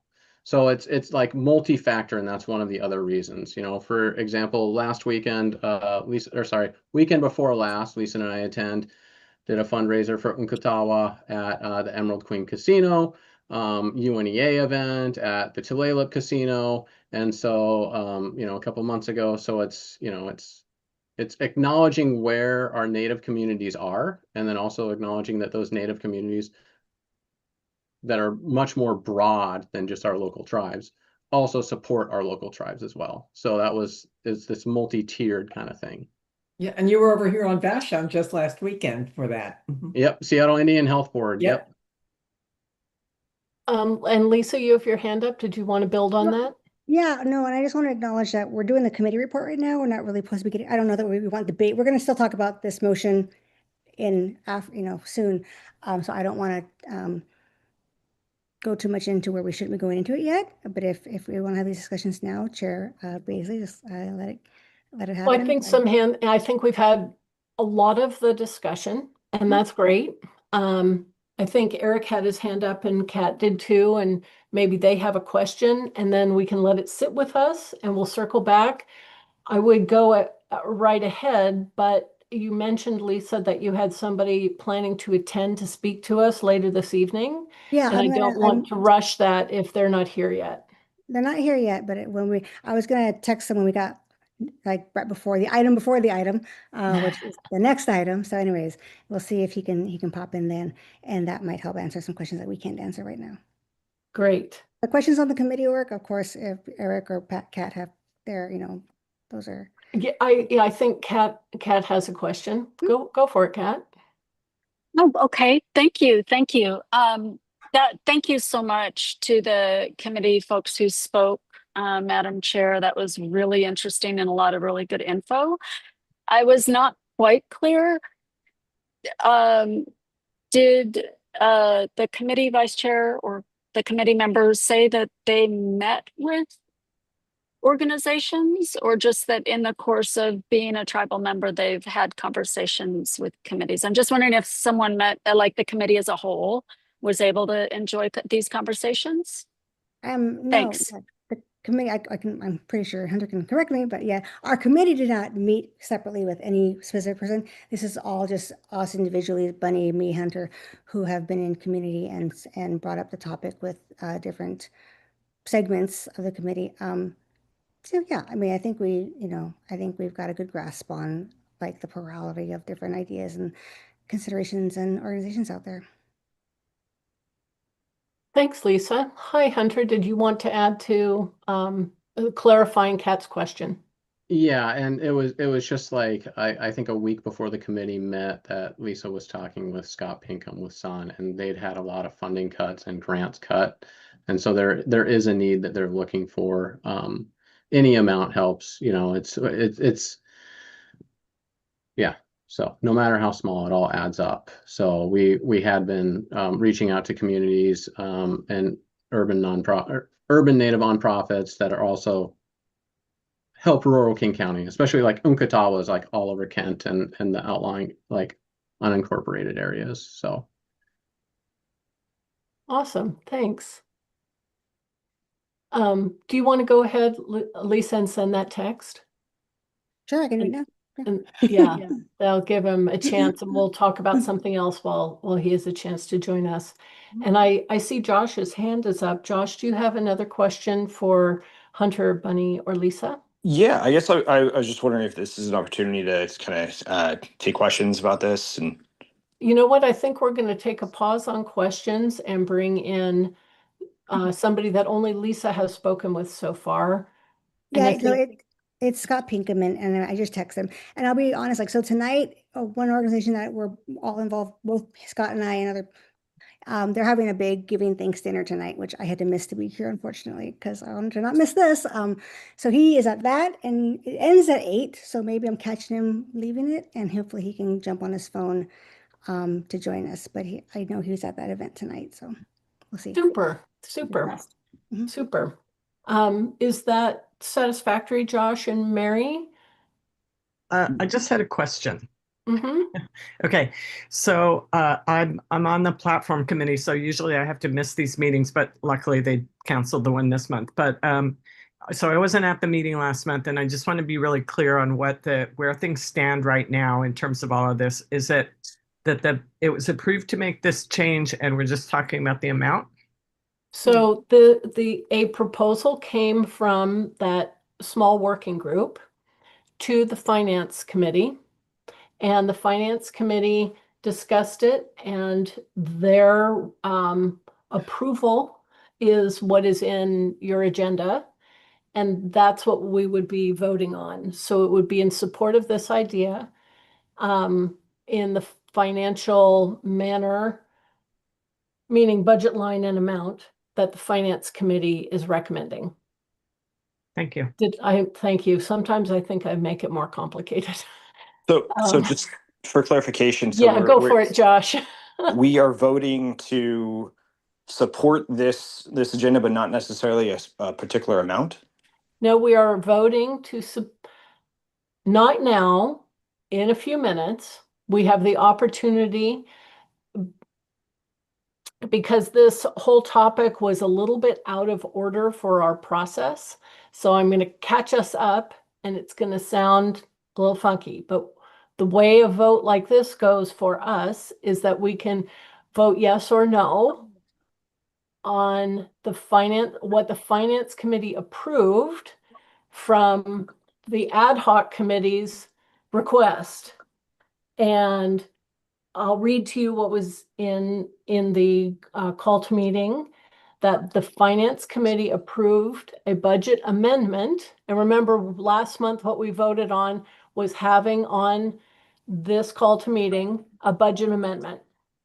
A budget amendment of $1,000 on a new line item entitled Tribal Relations.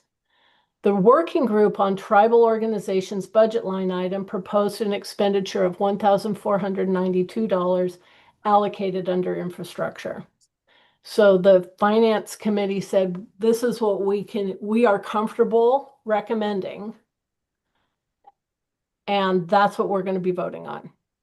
So we're not voting on, you could effectively be voting on, do we do this or not, by a yes or a no. And if you are voting yes, then you are voting yes on that amount, which we are not doing right now. We're just talking about what we're going to do. We're going to all let this settle in our belly for a couple minutes, and we're going to give our expert a moment to digest his Thanksgiving, Friendsgiving evening together, and hopefully be able to join us and answer some more questions. But I see we caused a few more questions. And so we're going to go ahead and do that. And so I'd like to acknowledge that we have a question coming from Tara, and then from Judy, and then from Mary, and then from Rita. Tara, your question's up. Yeah, I don't know that the item coming from the Finance Committee supersedes the other item. I think we could vote on either, preferably don't vote yes on both, because that's a bit of a financial stretch, but I don't think, because first, I think the Finance Committee, what discussion there was, I don't even, I think it was before we had the report from the committee. I don't even know that we had a formal approval, but basically, I don't see anything that precludes voting for the task force proposal, or I think we could vote for either one. I don't think that it is only the Finance Committee proposal that is viable. Thank you for offering that comment, Tara. I appreciate that. Judy, you have a question.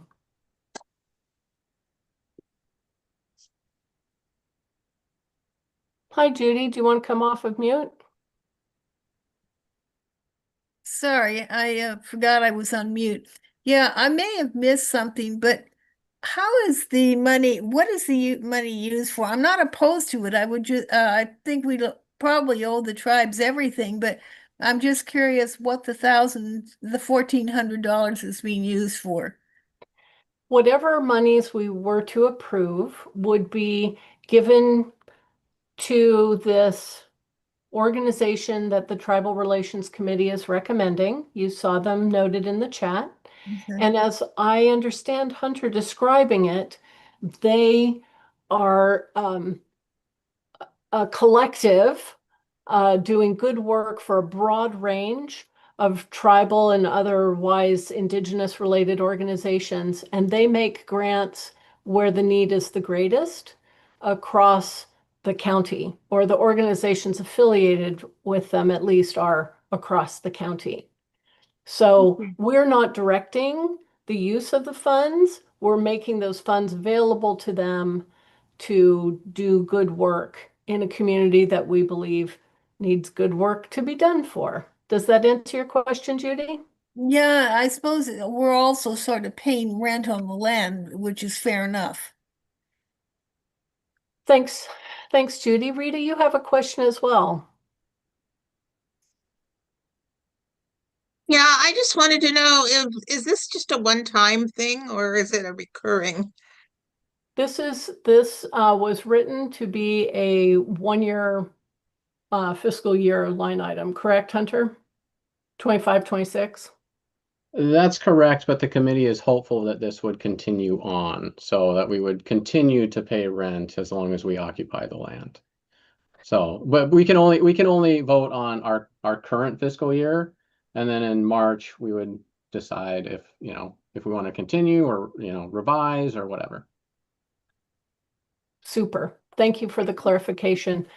I see a few hands raised. I see Josh and Mary and Judy again. Josh, what's your question?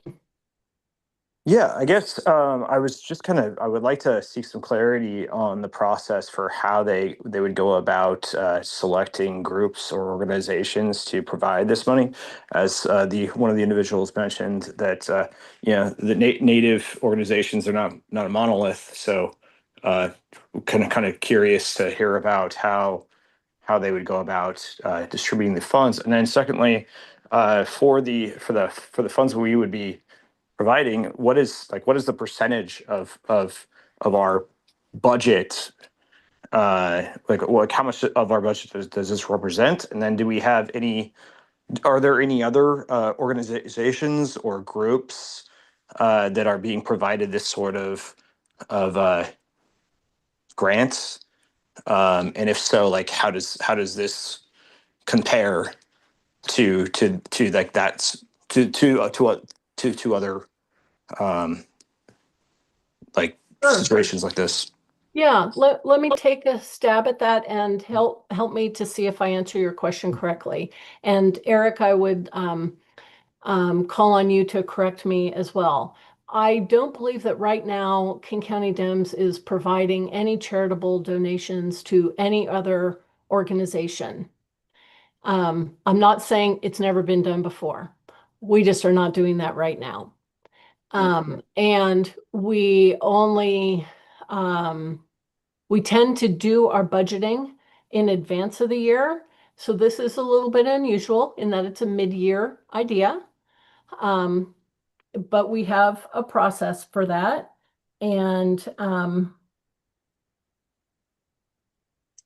this is part of that process. In our bylaws, adoption and amendment of the budget says the budget must be adopted and may be amended by a majority of vote of the executive board, provided notice is given in the meeting notice for a vote on a budget or amendments, and a copy of the proposal is provided with the notice.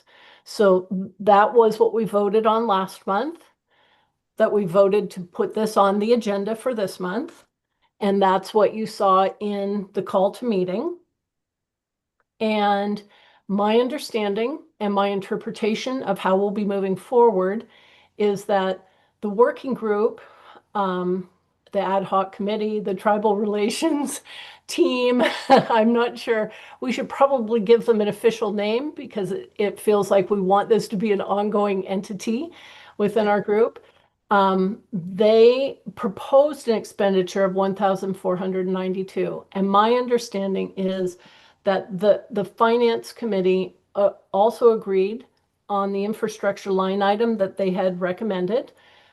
Well done. Of course, you guys have a lot of experience there, for which I'm grateful for. And the finance committee approved moving forward on a budget amendment of $1,000 on this item. More typically, when a budget amendment came up, we would first check PDC regulations. We did go back and check on that. I can speak to that a little bit more if you'd like. And then it would come to the finance committee, and then there'd be some back and forth, and then it would come to the point of putting it on the agenda, and then we would vote on it. So we compressed that a little bit, having had a sense of urgency. So that's how we got here. Eric, I would love to ask you if I'm recalling that correctly. I can add that I don't think we ever talked about the classification of the expense. I can remember Hunter indicating that it didn't need a finance committee vote, as it had come from the body itself, that it would be on the agenda. And so I don't think there's real clarity in the Finance Committee about voting for 1492. That was really an amendment coming from the subcommittee. So. Thank you. I appreciate that. And that circles back to Tara's comment earlier. Judy, you have another question. Well, I see Hunter has his hand up too. I heard Hunter use the word rent. We're paying rent on the land, and I think that's appropriate. And I would like to encourage us to pay rent every year. Hunter, does that sound reasonable?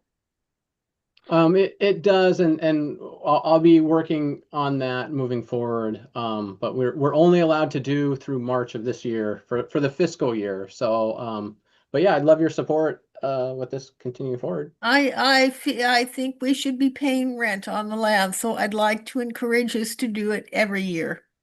That's all I have to say. Thank you. Madam Chair. Thank you. I appreciate that, Judy.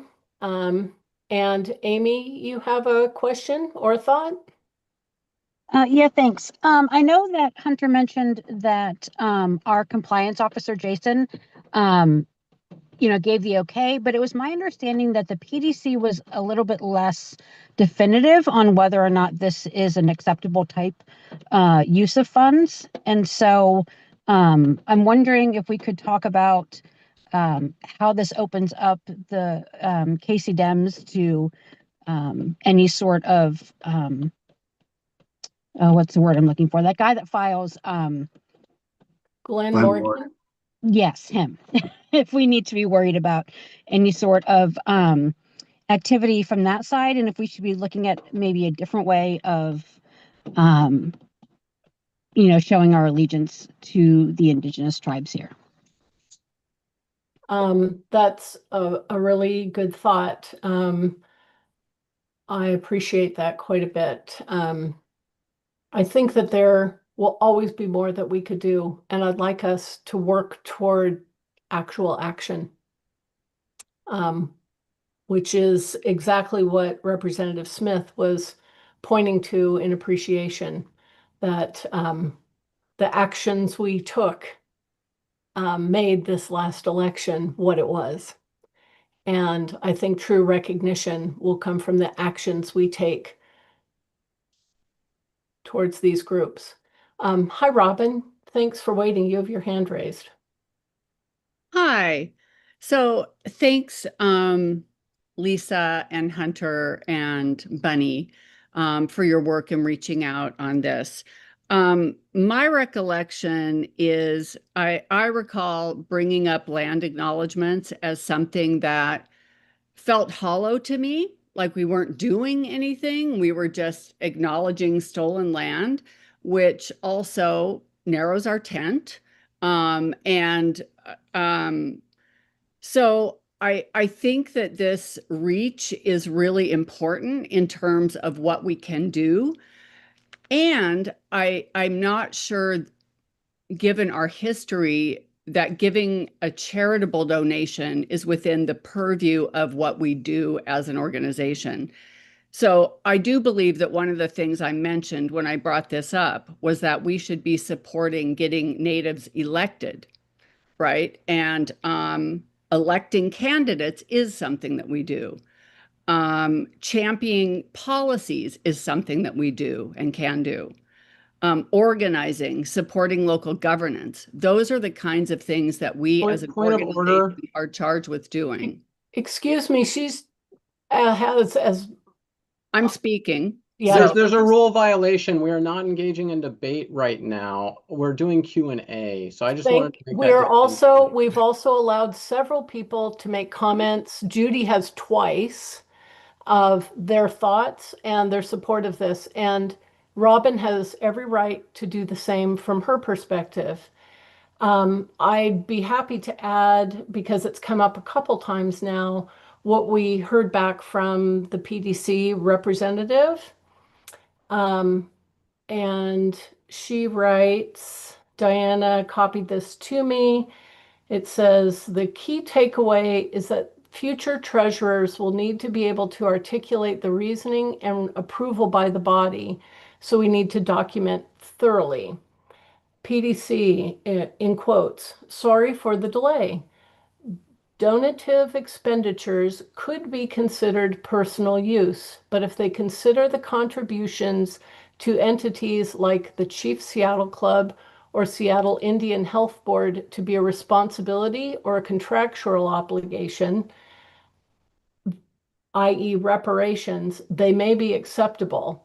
In case there is a complaint against the committee, they should be prepared to defend these transfers of funds as not being personal use of kind disallowed by RCW 4217A 555. So I wanted to make sure I reported back to you what we had heard. So Hunter, do you have another comment or a question? I apologize, Robin. I didn't, I thought we were not debating, and so I'm trying to, I appreciate your arguments, but I didn't know if we were debating or not. So I want to start by apologizing. Someone before had asked how much of this is. It's 2.6% of the contributions made so far this year. So 2.6% of the contributions made. And it would be 5.3% of the expenditures so far. So, but in the end, 2.6% to answer that question. I will note that our organization pays rent. We pay money to the Delamish Tribal Organization every month. So does the 43rd, a couple of others. Jason Bennett does our filings. He also does the filings for King County Debs. As Beth said, sorry, I was gonna repeat what you said, which was basically this is okay, but that could be argument. So I'll stop there. Thank you. Hi, Katie. Do you have a thought or a comment on this discussion? Yes, as the discussion has progressed, waiting for my turn, I think some of it might have been answered, especially with your clarification on what the PDC actually said about this. Because to me, that is one of the most important questions about this, what's under consideration right now. I think I am still unclear as to how we would, given the wording that the PDC came back with, I'm still unclear as to what the specific justifications are that don't fall under the category of personal use. Because I myself do pay rent to Real Rent Duwamish. That is a personal thing that I've been doing for a long time. And I'm not sure how we as an organization would document this decision by the body if we do vote for it, such that it's not also personal use in that way. So I'm just unclear about that. I do have more to add when we are in debate, but I'm not going to debate right now. Thank you. Hi, Mary. Am I allowed to make a motion? No, not yet. Not yet, but thank you. Hi, Bunny. Do you have a comment or a question? Yeah, I was just going to say, well, let's differentiate between a charitable donation and a payment of rent. When someone talked about charitable donation. So be that, something. Benny, that question was answered to me at least, that because we as an entity don't have a physical location, we can't address it as rent. We could as individuals, but we could address it as reparations or a donation of general well-being, but we'd have to be prepared to defend that action. Or an outreach expense or, okay. But we can't use our outreach budget for that because that's already spoken for. Okay. And I do want to say that I'm not clear on the budgetary numbers that Hunter provided, because I think that some of that was considered or could have been considered, because again, I'm not sure, considered specific donations to the school board project, that sort of thing. So I don't know about that. Jamie, did you have a question about this?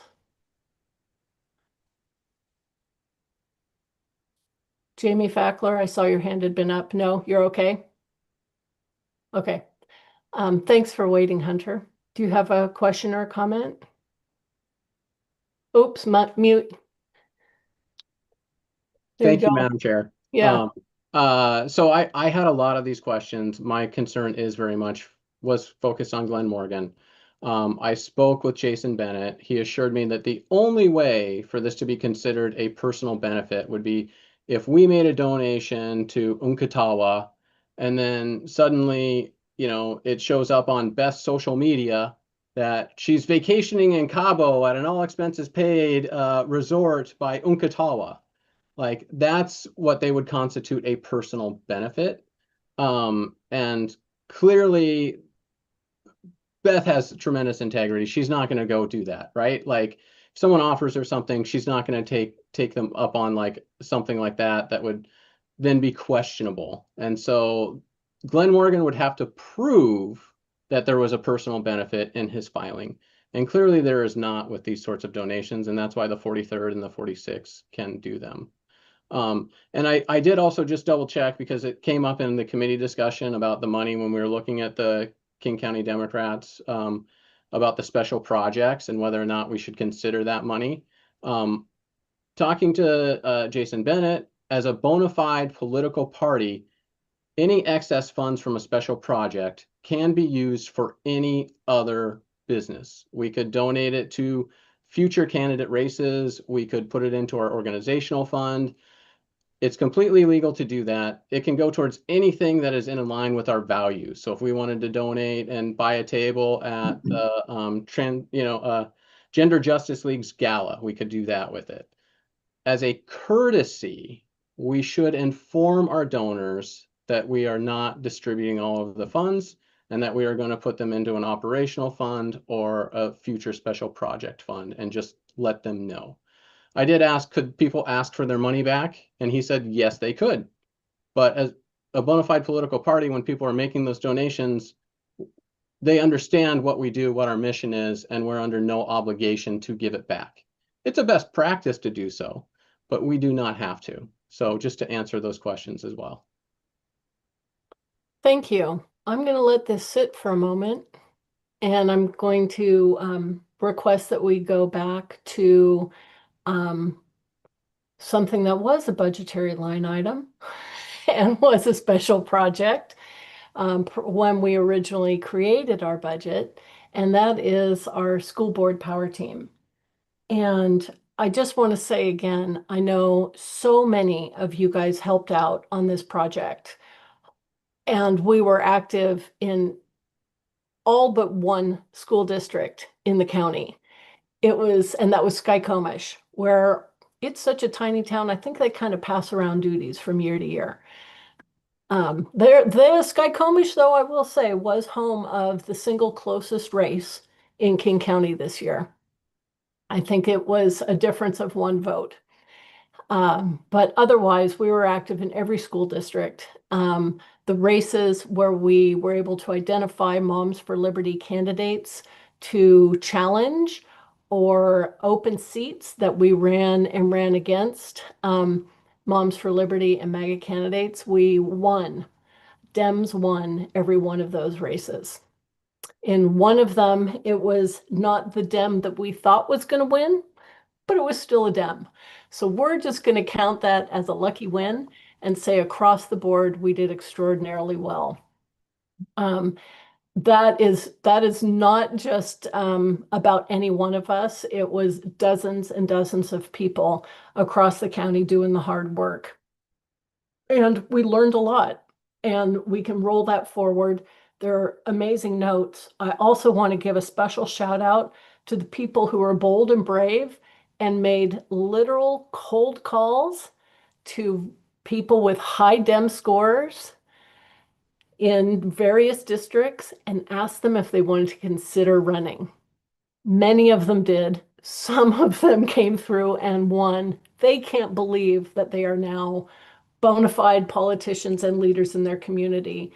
So we've done something more than just provide this amazing policy guiding team for our children in their school districts, but we've also elevated brand new leaders in our communities and we're filling the bench. And as we saw at the beginning of 2025, dang, we need to have a deep bench because there were a lot of LDs that did appointments and we need to keep pushing people up. So to all of you guys, could be you. Think about it.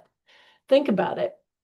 When we were doing fundraising calls, one of the things that we spoke to donors and potential donors about was providing candidate services and hopefully having enough money to be able to give candidates some cash donations. Because that money was extraordinarily slow in coming in, we didn't think we were going to be able to. But at the end, as you've heard from Diana's reports in the past, we had a very, very, very sizable donation, which gave us cash to do two big and important things. One, have the opportunity to give cash gifts to candidates to help them clear their debt or keep just that little bit in their account so they remain current with the PDC and everybody and they can plan for their reelection. The other thing that larger cash donation will allow us to do is to run a couple of training sessions, especially for our brand new school board directors. And some of it will be how do you govern and how do you align those values that you spoke about during your campaign with actually doing policy work? And another is how to partner with our labor leaders, how to learn about alternative, not necessarily college pathways, but what more is there for our students? We have some outstanding school districts, such as the Highline School District that has in high school trade career paths, but other school districts don't even mention that as an option. So we have in the works already planning some combined events to help bring especially our newest school board members up to speed. So that's another something in the works for spending a little bit of that extra money. In regard to the cash gifts, I had live phone conversations with all of our endorsed candidates who had an opponent and asked them if we were able to give them a cash gift to help the offset a campaign debt or otherwise would they be interested. A few of them said no, they were not interested, that they felt they were fine. One of them, in fact, said, I have a surplus. Please give the money to somebody who needs it, but also please mention the South End Seattle School fundraiser. And I'm going to copy and put this in the chat because this is where her, and apologies for my misspelling, her surplus will go. So what we're proposing, and you read in the call to meeting, is contributions to school board candidates from remaining funds from the school board power team special project. And these are the candidates and the amounts. And I see that I have a hand raised from Tara. What's your question? My question is, we were talking about the tribal support and we didn't resolve that. Now we're talking about a different budget. That's Did right. I miss something? Yes, but it was just a little something.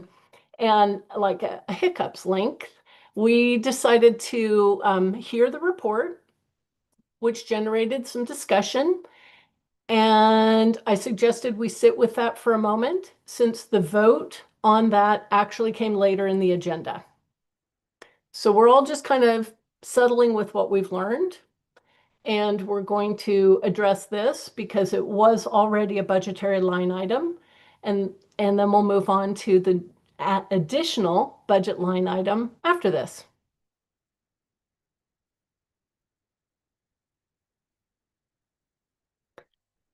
Okay. I'm gonna go with that's good. Thanks, Galaxy. Super. So This is what we are proposing, and we are going to actually, I'm going to actually ask Kat. If Kat, are you still on the line? Yep. Thank you very much to put this up. This is what we are talking about for spending. So this was a planned expenditure, but it's pretty sizable. And I'm asking for a vote of the body to support our school board candidates. And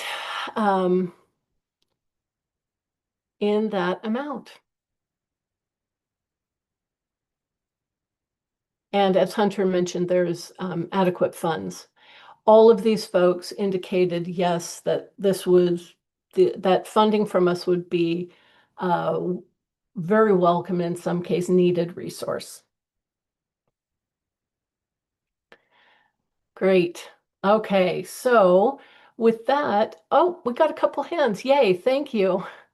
Hi, Lisa. Hi, so a motion hasn't been made yet, so I wasn't sure if we were entering discussion. Is that okay? We'll definitely want discussion. Okay, so I just had a question. So I'm trying to understand, is the idea that the money that you want to donate to these candidates is part of the larger donation you got for the special project? Yes.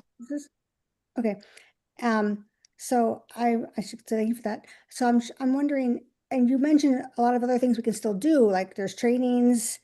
And we have money set aside for that also. Okay, so this money is in addition to the money that would go towards those other things you talked about. That's right. It's all in the one package, the original good idea we had that we thought we were going to have to scrap because we didn't have enough money. Yeah. But then we got that large donation from the one donor and we're able to move forward. Okay, so then my other question though, and this, because I'm trying, I mean, not to like mince words, but like, so the election's over. None of these, they're not candidates anymore. Can we give money to non-candidates? We 'Cause can. they're no longer candidates. That's correct. Okay, how does that work? Well, you may be familiar with the fundraising phone calls you get post-election from people who've sometimes they've been elected, sometimes they haven't, and they are needing to close their fundraising gap. This could be viewed very similarly. Well, yeah, I know that individuals can still give money to. We can as well. Yeah. So us as an organization still can.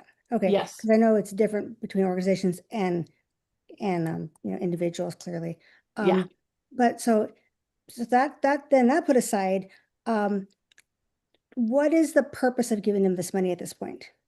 Because the election's over, they've either were elected or they lost. I'm actually not sure where all these landed. But what is the purpose? Well, what I just mentioned was the purpose was originally our idea was seed money, but we didn't have it to give. So when I called them and said, is this something that would be helpful? They all, not unanimously, 3 said no, thank you, but they all said, yes, we were hoping for money from you and we have a shortfall in our fundraising. It would be very helpful to have the money we were hoping to get from you to pay off that campaign balance. And all of these are candidates that we have supported. Okay. That's okay. And that's interesting because when I looked at each individual candidate's PDC filings, all but one do not have debt. Only one actually does have debt. So I am not in their books.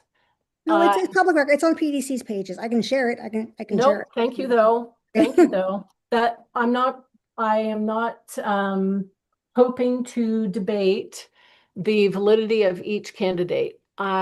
We spoke about giving each candidate money early on, and we spoke about that with all of the donors. And now we're able to do that and do the training, particularly thanks to Melissa Taylor's extraordinarily large donation. So we will be proposing that we follow through on those two ideas and suggestions. And again, I'm concerned that A, the campaigns are over. They don't, they might have debt, although according to the public PDC pages, only one Thank of them you. actually has debt. We understood you said to say that earlier. Do you Mhm. have a different or an additional question or concern? That's my concern. Awesome. Thank you, Lisa. Hannah, you have a question. Yeah, I would like to move to approve this budget line item. Thank you, Hannah. I appreciate that. second. Thank you for the second. I will entertain a couple more comments or questions, and then we'll move to a vote. So if I could ask Alex to be prepared for when that moment comes. Hi, Nancy. Did you have a question? I don't have a question. I just wanted to say that I appreciate the King County Dems for prioritizing school board this year. And I think we were really open about that and public. And so I do think that candidates were counting on our donation. And having worked closely with candidates, both school board and council, I know that some of their expenses come in after Election Day. And, these are people that we endorsed. And so we should just trust them. Because I think we could spend a whole lot of, time and effort going through their books, and that just doesn't feel in the spirit of what we intended and what we offered. And so I'm very supportive of this, and just wanted to thank also this body for prioritizing these positions that often get overlooked. Thank you, Nancy. I appreciate that. Thank you. Thank you. Eric, thank you for waiting. I apologize for speaking too long. You have the floor. That's fine. A question. This is a donation not to the individual, but to their campaign. That's correct. So as an accountant, I don't really like to do stuff that's not tracked, but as long as it's to their campaign, they will have responsibility to report to the PDC the receipt of any funds that they get here. And I would second the fact that there was probably additional expenses that come in after the election's over that aren't yet reflected on the PDC forms. That's all. That's it. I appreciate it. Thank you. Thank you, Eric. And it looks like we have, Tara, and then I bet you Alex is coming up with a voting link. Thank you for waiting, Tara. You have a question or a comment? Yes, my question is, if we do not approve giving this money to these electeds, what happens to the funds? Do they go to the general funds? At this we point, have them available?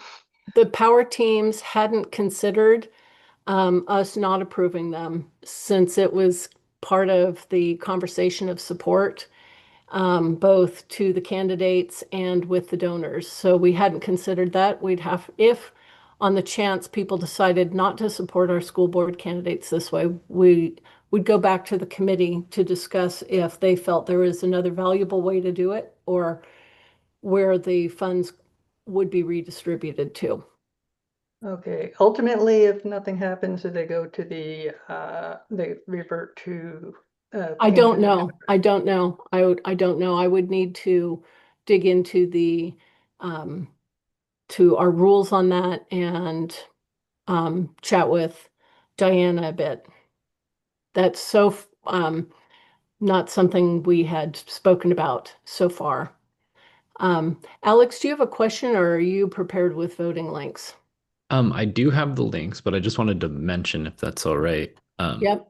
that everyone who is eligible to vote got a credential code in their email. So make sure you have that ready and put in the email that you got that code in, not any other email. Okay. But whenever you're ready. Great. Not quite, but almost. We have two more hands raised, and then we'll go to that because we do have a motion and a second on the floor. Hunter, thanks for waiting.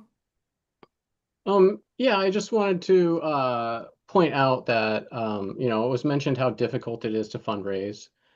We did get a sizable donation from Melissa Taylor in the 46. That came in July.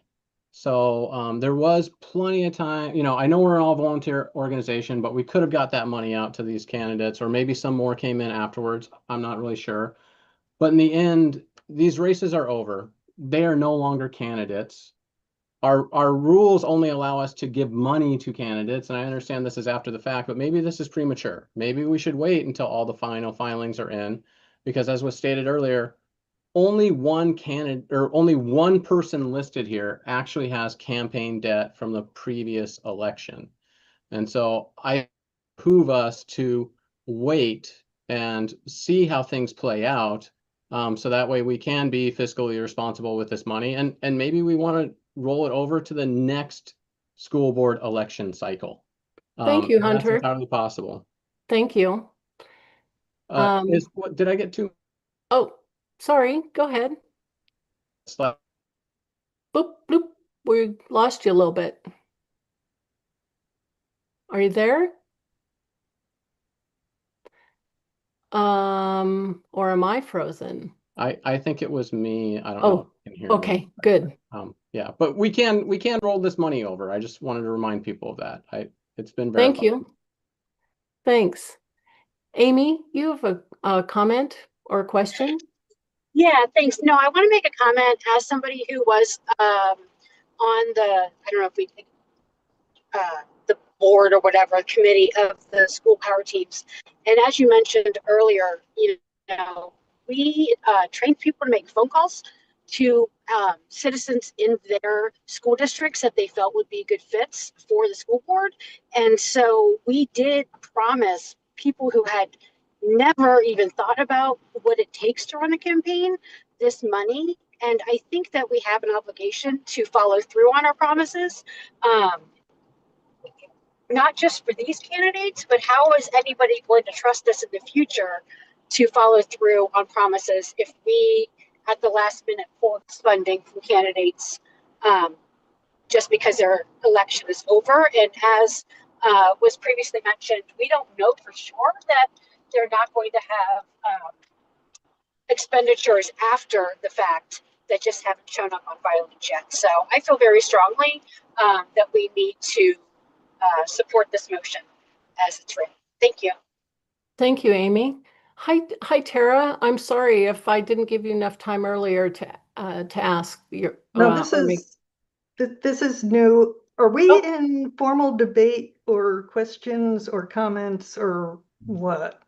There's a motion on the floor, and we'd already had I guess our comment time, and then there was a motion and a second. So I think we are in a bit of a limited debate situation. I'd kind of thought we were having a congenial conversation, sharing of ideas about doing this, and that we would be prepared to go to a vote shortly.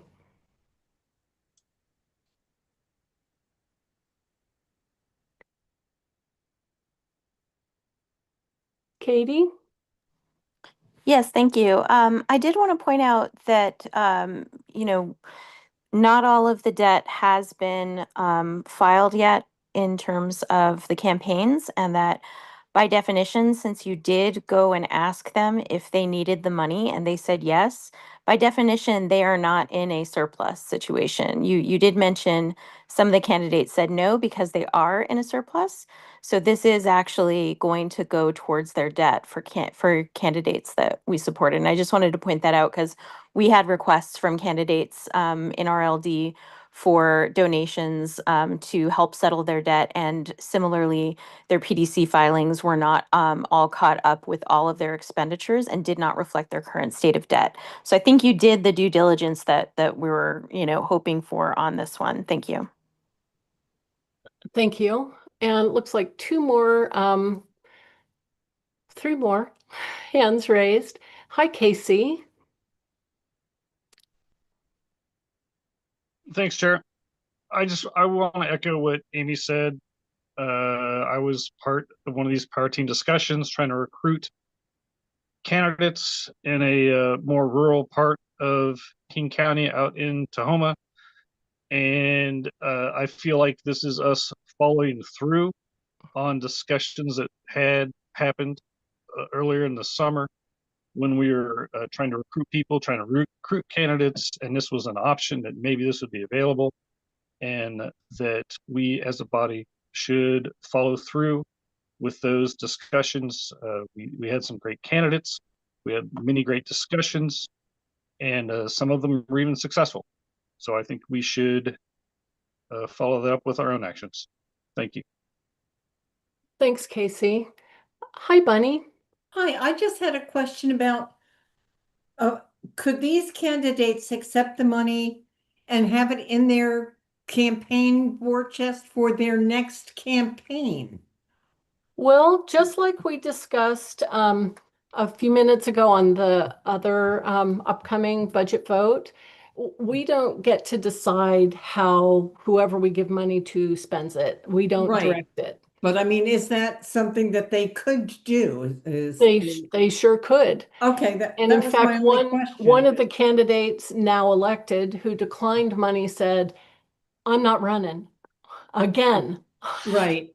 This one's got me. So pass it along to somebody who needs the funds more. Yeah, because you know that like Patty Murray and Maria Cantwell and them, they're raising money all the time, and they always have, right after they're elected, they're raising money for the next cycle. Righto. Good point. Thank you. Hi, Tara. Thank you. And I don't know what happened. I am so sorry. Things got garbled and you went away. So I apologize if I inadvertently did that. No, that's fine. I was gathering my thoughts because I did not know that we were in a debate point. We promised these people money for their campaigns while they were running. I don't know why we didn't give it to them before the election, but to say, oh, we promised them that they would have this money to use while they were running, and then we didn't, so now we give it to them now, actually doesn't make sense. And they're no longer candidates, they're electeds. And as far as holding on to the money, we can convert the power teams into an ongoing special project and we can hold on to the funds for 2 years and raise more and use it more directly for trainings, or for keep it again for 2 years and use it again for recruiting, and this time offer it as contributions when it will still do some good. But just post, after the election, tossing out some money because, oh, we had said we had done that, does not seem the most logical way to spend the money. We can just hold on to it in our fund to spend. If we want to spend it on campaigns for school board, we can hold on to it for 2 years, or even have a much earlier start on a recruiting process and start in a year to start looking for people to run for school boards. But it really does not seem the best use of this money to give it to candidates who are now electeds, to give it to electeds campaigns, because we had said we would do that at some point. I appreciate that, Tara. Thank you. And that certainly is an option for us. There were a few compounding factors that we haven't discussed. Primarily one, well, I guess we did. Eric mentioned that we had set aside a big chunk of money to have an event, and we'd attempted twice and were thwarted. And so we ended up with some extra money that had been planned to go for a physical event with food and space and decorations and that stuff. And that was quite a disappointment. That was quite a disappointment. So there were a few other things going on, but I've spoken enough tonight. I see that Mary and Kat and Hannah have their hand up, and looks like Tara does again. So Mary.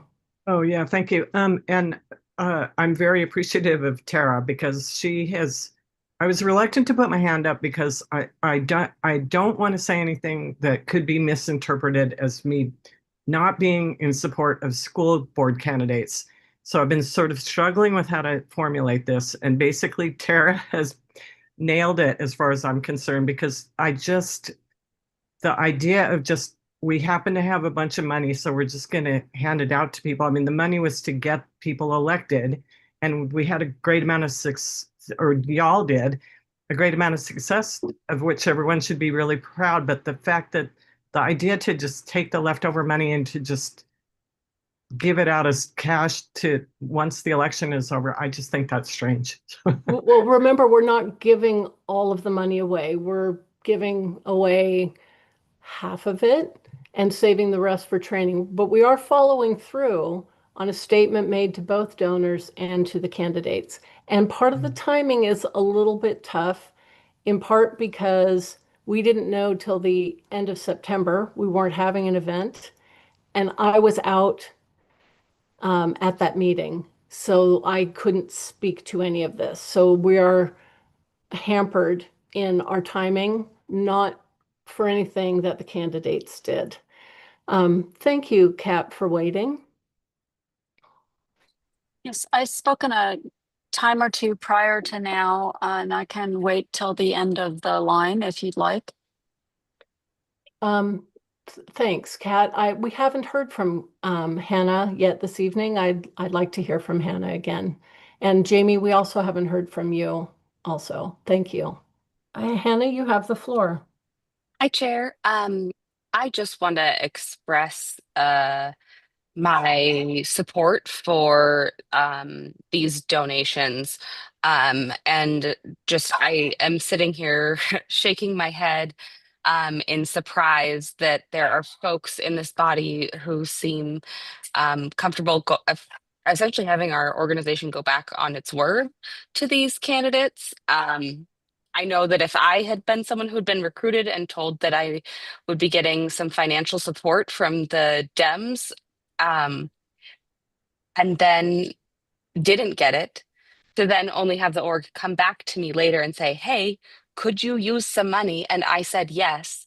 And then I still did not receive a donation. I would feel like I had the rug pulled out from under me twice, and I would not feel positive feelings towards the King County Dems. And so I just want to kind of state that I really am in support of this. And I think that, we're doing the right thing, not only for these candidates now, but also for our credibility going forward in having any hopes of recruiting candidates to show up for, again, our children, some of our most vulnerable in our community.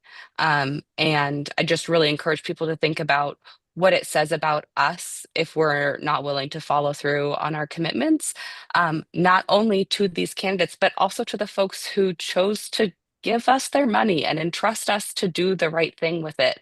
I again also I'm not sure I would want to give money for a specific cause to King County Dems if I then heard that we were just willing to turn around and spend it on something else or sit on it. Folks gave money for a specific purpose. So I'd like us to all remember that. Thank you. Thanks, Hannah. I appreciate that. I do see that Kat and Tara have their hands raised in advance, but we haven't heard yet from Jamie tonight. So thought I'd like to give Jamie an opportunity. Yeah, thanks. Yeah, former candidate, I get the closing of the books, and those concerns, and I understand that, right? And also, having been endorsed by various bodies and receiving contributions late, I get that, right? I understand that and everyone's concern. I'm gonna talk about like me as a Democrat here in this body and the expectation and the anticipation of going to an event where I was going to see and meet other Democrats and we're going to talk about education and what that money was for that event. And that there's still a real need for that, right? I think that there's a need for us as a body, as King County Dem Central Committee to actually get together in person and kind of break down some of the Zoom walls, and talk to each other and get to know each other, have some of these side conversations. I would really like to see some of that money still go for an event like that. And I don't know if it's in order to propose a friendly amendment or at least Well, I've got good news for you. We do have money that could be spent on that. Right. So that's great. So we don't have to divert any of this to achieve that goal. And Right. And I would love that as well. yeah, and I think, like, let's invite some of these school board folks to this. Like, let's still have Oh, what we were gonna do, right? absolutely. Like, let's still Absolutely. do that event, right? And I think that, to me, it's like, I mean, other Dems events I paid, not, the state and other stuff, and it's like those things kind of chap too, right? Yeah. When you pay for an event and it gets canceled, with the expectation, the anticipation of meeting other people that are like-minded and having those conversations and really kind of building our movement. That's it's important to honor that too. So Yeah. I'll just leave it there. Thank you. Thank you, Jamie. So our three hands raised are folks that we have heard from. So I'm going to go in order, and I'd love it if we could try and be somewhat concise, and then I'm going to call for a vote on the motion. So I see Tara, Katie, and Kat. Tara, thanks for waiting, and I appreciate you allowing me to have Hannah and Jamie speak first. Yeah, no, that's totally fair. I'm glad you did that. I'm wondering, because people are saying, well, we promised the donors this is what we would do. Did we ask anyone who was a donor to this project if they wanted us to spend 8,000 of it on after the fact candidate donations? When the events were canceled, we did contact all of the donors, and some of them did receive refunds, and others had lengthy conversations about how to spend the money, and they wanted to talk about it. And so we did, and that was one of the topics that came up. So after I can't say it was universal to every single donor. So after the election, it was specifically that we would be not giving funds until after the election that was discussed with the donors? No, no. Did we contact any donor once we decided to do this after the election in order to? We did contact some of the donors. The folks who in the earlier conversations had questions about that, I did have conversations with them again. Thank you. Thanks for bringing up that important point. Katie, thank you for waiting. I was planning to make a motion to call the question, but it looks like we're at the end of debate anyway. So I will withdraw that and just let Kat go because you're going to already hold the vote. Thank you. Thanks. I was a donor, and I want my money to go to the candidates who we made a commitment to, who I expect us to follow through to. We had an extended conversation here a little while ago about honoring commitments and having faith and bargaining in good faith. And I cannot imagine a Democratic body making a series of commitments to candidates and then I think, as Hannah mentioned, not fulfilling those commitments, regardless of when the payment comes. They still have debt. Okay, your debt doesn't end the day the election ends. Your debt ends the day that all of your bills have come in and you paid them. And regardless of that, we made a commitment. We've got to follow through on that. I cannot imagine as a donor if I heard now that the executive body just decided to not honor the commitment that we all made in that budget line item, that budget we approved. I can't imagine how people would feel if we just said, never mind. I'm astonished we're even having this conversation. I respect where people are coming from, but as a matter of honor, as a matter of principle, as a matter of our values, we made commitments to people. We made verbal commitments, written commitments. We endorsed them. We told them we were going to give them money. They're expecting that money. And to just say no, because I'm sorry, I'm astonished we're having this conversation. I'm disappointed that we're having this conversation. And I fervently hope that we now take a vote and, we'll just see how the vote comes out. And thank you for hearing me, Madam Chair. Thank you. Thank you. So we've come to the end of that discussion and that debate. Judy, unless you have a new question that has not been answered, we did say that we were going to end our discussion and debate with those speakers. So I'll just ask politely, is it something new or different than we've discussed yet? No, I just want to ask you if you would repeat the motion that's on the floor, and then I moved the question too, but I just want and since after all this discussion, I think it'd It's be been a helpful. while. Yeah, it has been a while. I think it'd be helpful to repeat the motion. And so everybody knows what we're voting on, and I think we should go ahead and vote. Thank you very much, Judy. Kat, you actually made the motion. I think. No, I made the motion. Oh, thank you. I apologize. I'm sorry. It was Hannah. Yeah, I'm moving to approve the budget line item outlined for the school board candidates. I'm going to tap that into chat.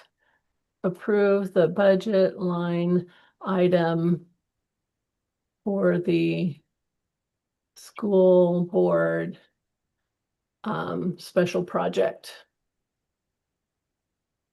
Great. Thank you. And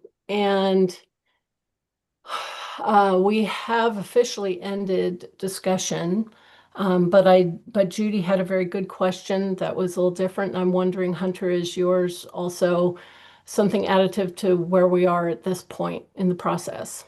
I just wanted to see if to speed things along, we could do reaction voting. Nope, we're going to be voting tonight using our codes that were emailed to us. Thank you for asking. So if I could ask Alex to please pop that into the chat, that would be super helpful. And remember, everybody, the good advice that Alex gave us using the email address that your voting link came to, and then using the unique code assigned to you in that link. And if somebody has a timer, I'd love to say start at 2 minutes. I just don't want us to forget to come back. Sorry, where is that thing we're supposed to use to vote? I feel dumb. It's okay. In the chat, the everyone chat, there's a link. And you want to click on that link and open it in a browser page? Okay, it's ballot number 1 then. Yes. Okay, that's all I want to know. Thank you. Thank you. Super, super.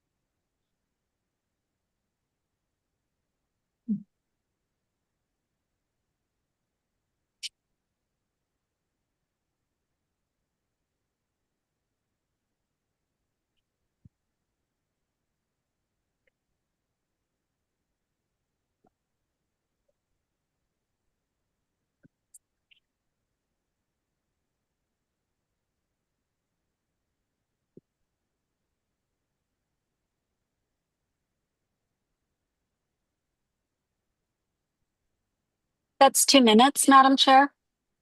Thanks. I'd love to.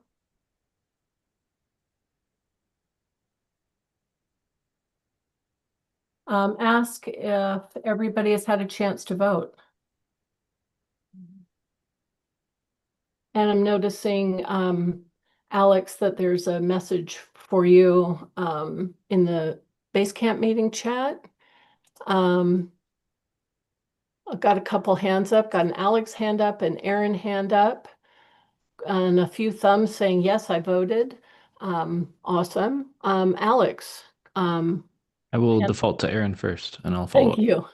Oh, I was going to ask several individuals if you could pay attention to messages here in the chat while I try to cure your votes which have a problem. Is that okay? An acceptable use, Yes, Beth? please do. So Okay. to make that a little clearer, people will want to open the chat. So on the bottom bar, click on chat. Then all the chats will come up. And it sounds like Aaron or Alex are sending you a personalized chat. So it's not in the everyone chat. There will be another tab that's just for you from them. Am I correct, Alex? Correct.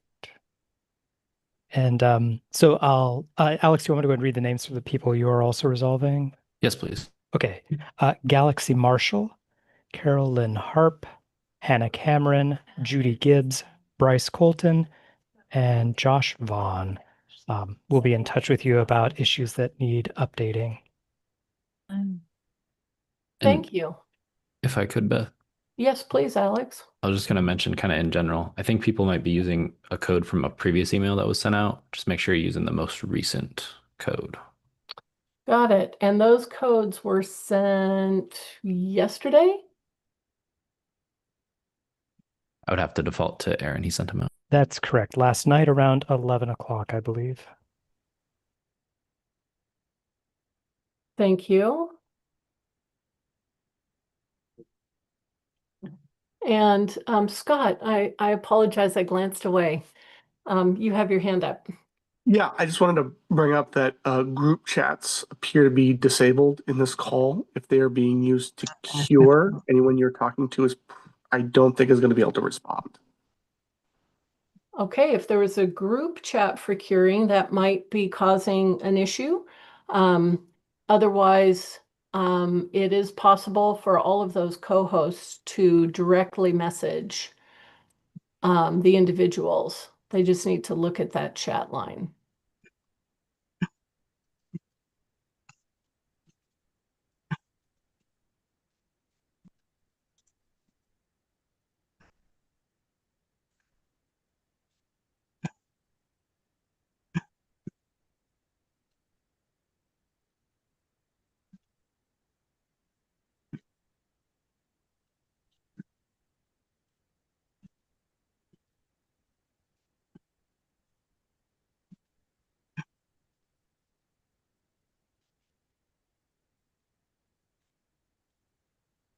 Or the voting code say case sensitive?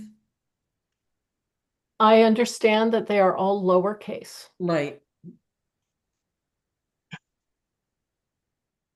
But I was wondering if someone might have capitalized or left a space between the word and the numerals. Mm-hmm. The sort of thing that I would do. I can't find them. He said there's a message. There will be. I'm about to send you one. Sorry, Judy. It's a lot I'm Okay. going through here. Be with you in a moment. Okay.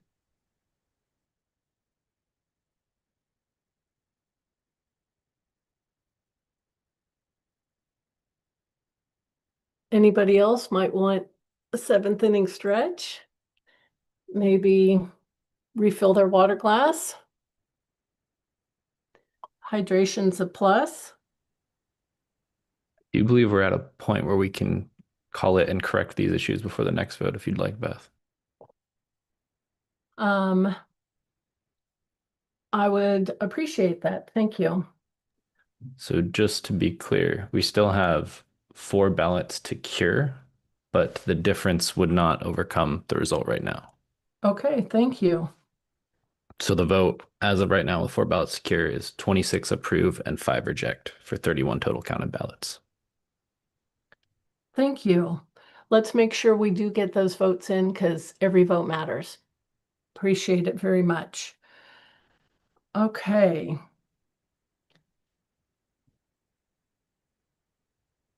All righty. Thank you very much. Making my notes there. Next up, we've had a lot of the discussion, and I learned, boy, an awful lot during it regarding the next budget item, and that is the tribal relations budget amendment proposal. My understanding from our treasurer was that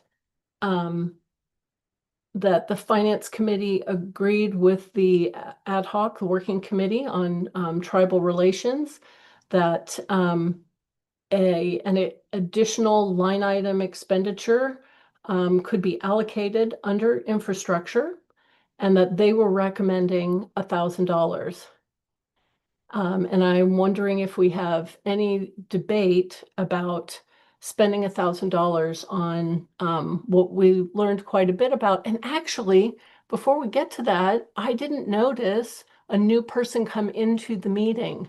Were we able to have him join? Oh, No? we kicked him. I'm sorry. No? Hunter, you don't think so? I don't see Lisa. Yeah, sorry. Yeah, no, I've been messaging and no response. So That's okay. Hopefully he's having a really wonderful evening, but you gave a moving description of the work they do. And I threw some links in the chat to specifically to the pages, like what we do, so you can see how they do it, and the partners. And yeah, I think, I think hopefully that suffices. yeah, thank you. And thank you very much for the extra outreach to bring him to this group. That I would still welcome that in a future meeting if you Yeah. think you can arrange for it. I'm sure. Yeah, I think tonight was a hard night because again, that was a really big event that was going on, and bummed I missed it. But yeah, he had. Yeah, I'm sorry too. I'm sorry too. And we knew this was going to be a tough night to meet in general. Yeah. And we spoke about that last month, so totally get it. Okay, I see 4 hands raised, and we are at the point of debate on this. So I first see Hunter's hand. Hi, Hunter. Thanks for Madam Chair, point of order. Yes, Tim. In order to engage in discussion, you need a motion on the floor.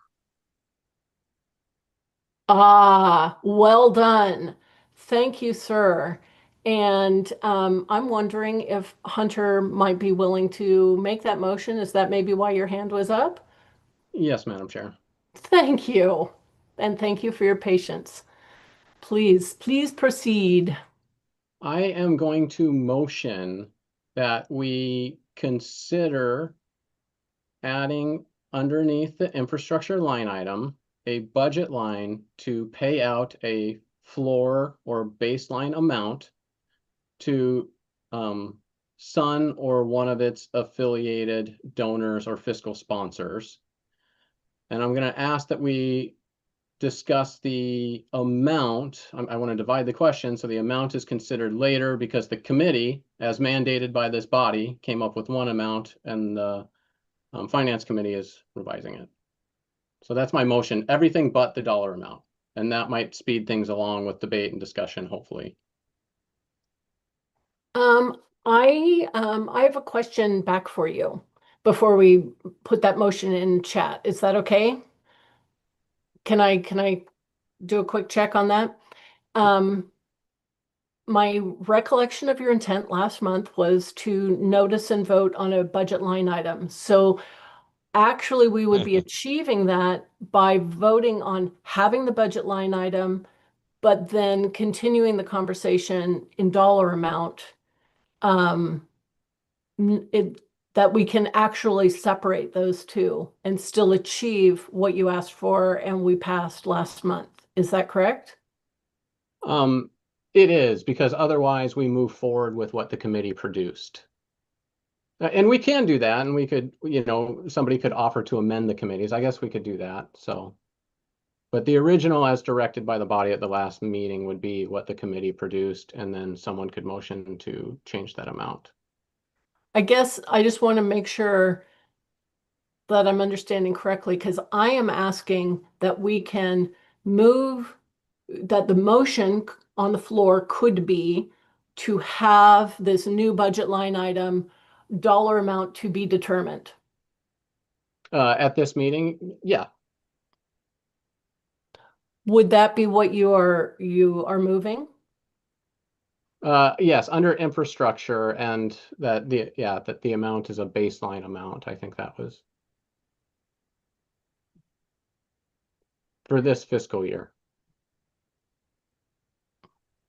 If that's more complicated and people want us to just move forward and then debate the amount at the same time, we can do that. But Well, the reason I bring it up is that our budget actually has three different levels, a core level and a basic level, and then, hopeful pie in the sky levels. And what I'd like to do is come to an agreement on taking this action or not, and then go back and figure out those levels, if possible, so that it's a complete budget line item. It's not just one of the, in one of those expenditure columns. Would that satisfactorily meet the request from the last meeting that we passed? I think it could. The committee just wanted to put it in the basics, so we weren't planning on raising it. So if we raised more money, we weren't going to increase that. So there are a lot of things that we have in our basic, but we don't have in core. And we have bounced in and out of our core budget over this year. So that's why I'm thinking it would be protective of the effort to have a passage of adding the line item and then discussion of those amounts with more careful consideration later. I have a request for information. Hopefully there's someone in the room that can help us. Go for it. My understanding is that to change tiers, it requires a vote of this body. At what meeting did that occur? So I'm not aware of what you are asking. I'm aware of my conversations with Diana of saying, we don't have money to be operating at that level. So we either need to find more money or we will be dropping down to a lower level. What you mentioned, Hunter, is not a phrasing I'm familiar with. Perhaps Eric knows, although I don't know that he does, because he's as new to KCD Treasury as I am. I don't know. Okay. So I think we're going to have to table that piece of it until our treasurer is able to respond. Yeah, I served on the committee for the previous 2 terms. We can't bounce in and out of budget like different tiers without a vote. So I just wanted for clarification. You'd stated that we moved in and out of tiers. It sounds like we were more on the threshold of doing so. Is that Yes, I would accurate? say Okay, that you. I'd say that's an accurate representation. Thank you for But the that is a kind of the dire feeling we're experiencing. And if this budgetary line item is critical across all the tiers, I want to make sure that we provide those dollar amounts for each of those tiers. Can I answer the question? Sorry to interrupt, but can I answer the question? I'd be interested in your thoughts on this question, Tara, and then we have the finance committee has to vote to change tiers and has to notify the executive board. The executive board doesn't vote, but does need to be notified of the vote by the finance committee. Thank you. That is very important and additive to my knowledge. I appreciate that. So Hunter, we are still with you. And I want to make sure that we're getting the motion in such a way that it's actionable across the full budget. Okay, thank you, Madam Chair. Since it has not been seconded, I just motion for approval of the budget amendment that the committee produced, which would be $1,492 to be paid in the 2025-2026 fiscal year under the infrastructure line item, and that be a floor, not a ceiling amount, to Sun or its fiscal sponsor. Second. I second that motion. Thank you, Mary.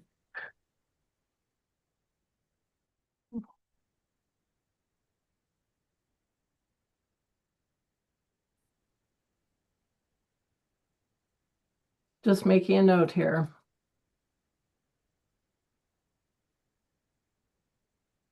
Thank you. Thank you. So moved and seconded. And now we have a few minutes of debate. And I see 1, 2, 3, 4, 5, 6 hands raised. Thank you, Katie. You have the floor first. Madam Chair, I'd like to make a motion to table this motion until we have a written proposal that would satisfy the PDC requirement for differentiating this from a personal donation and however long, that takes to produce. But I do think that that's an important thing. So that is my motion, is to table this question until we have a written proposal that satisfies the PDC requirement of having it not be an individual, considered an individual's personal use donation. My motion does require a second. I second. Thank you.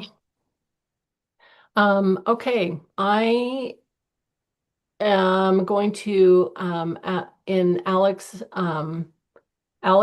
absence, ask Tara what parliamentary procedure is at this point. Well, the motion to table would be voted on first. Or Thank not you. table, postpone. The motion to postpone is debated first. Okay. Motions to postpone are not debatable. Okay, it's voted. Sorry, yeah, I misspoke. But yeah, we have to dispose of that, obviously, first. That is our main motion. Thank you.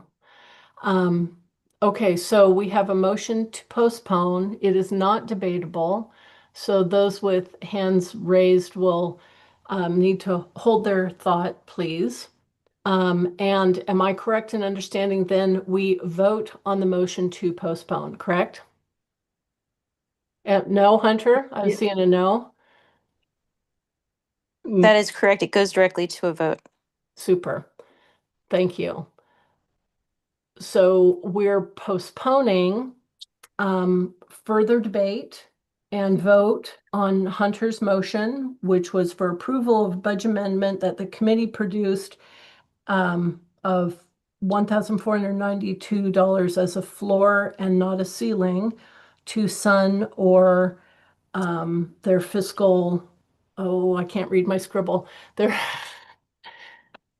that last word, their fiscal sponsor, I think is right. So we're going to ask Alex to give us another voting link, and we're going to vote on that just the same way we did the last ones.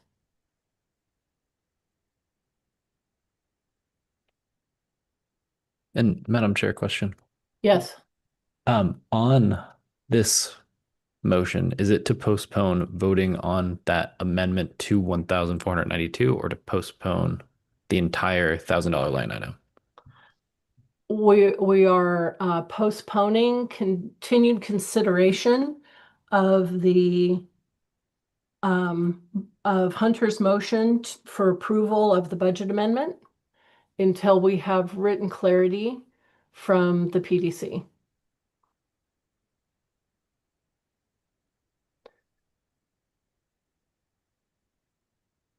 I have a point of information. I'm seeking so much information right now, Lisa. Please ask away. I'm just trying to figure, I want just maybe, and this is just even Katie could just repeat. What are we getting clarification on? What do we want to wait for clarification on? We're waiting for clarification from the PDC so that if we vote to approve Hunter's motion of a budget amendment, that we do it in such a manner that it's appropriate and does not put anything into question. I think I remember she mentioned something about personal. Yeah, but we want something in writing, because the thing that did come in writing from the PDC was that whatever we decided to do, the treasurer need to, what was the word? It needed to be prepared to defend it. And so Katie is asking that we have that justification in writing as a part of the treasurer's defense of what we decide to do.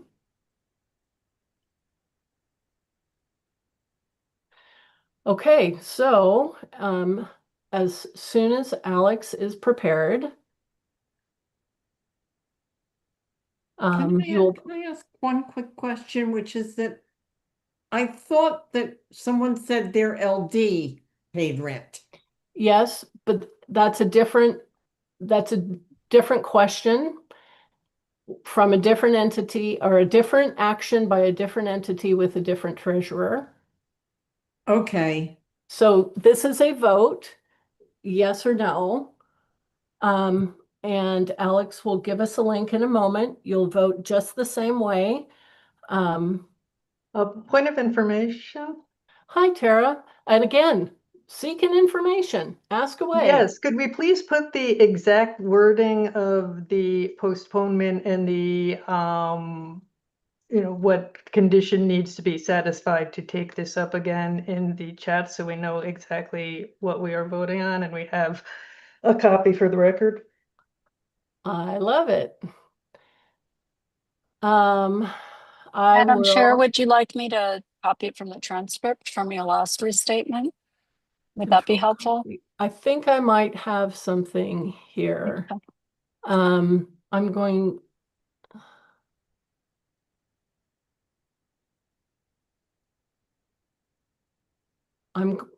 Katie, I'm going to say this phrase that I'm about, or I'm going to put it in chat, and I'd like you to please tell me if I got it correct. Okay? Okay.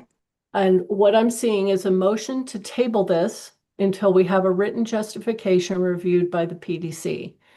Maybe it should be motion to table this approval of a budget amendment until we have written justification, I guess, by the PDC. Madam Chair, point of order. Katie, if you could pop into chat, and I'll ask Tim for his point of order. Okay. Yes, sir. Madam Chair, the original motion said to table. You changed that to say postpone deliberation. A motion to table requires a positive motion in the future to bring the issue back off the table. A motion to postpone consideration can be done to a point certain in the future.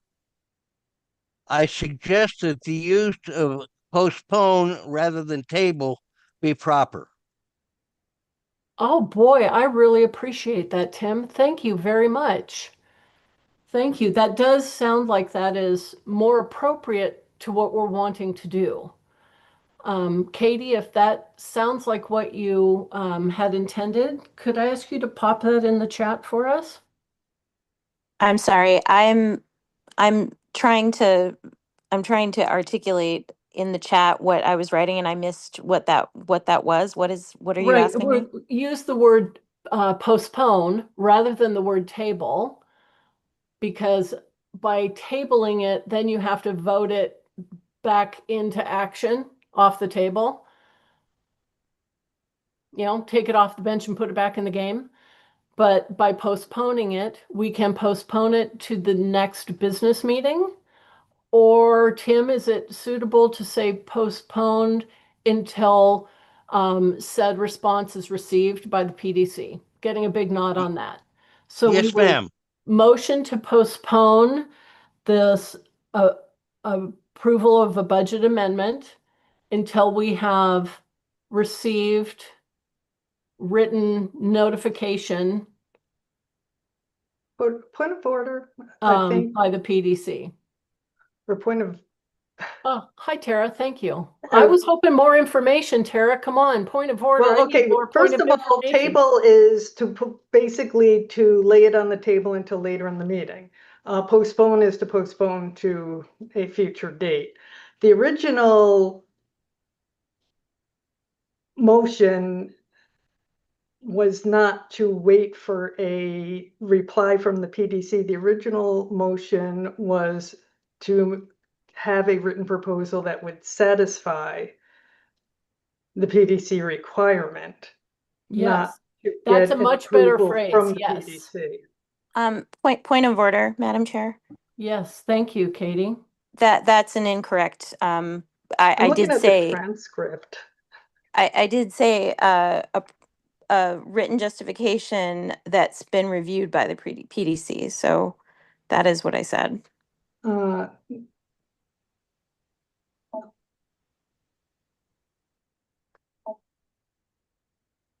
Madam Chair, would you like me to read the transcript?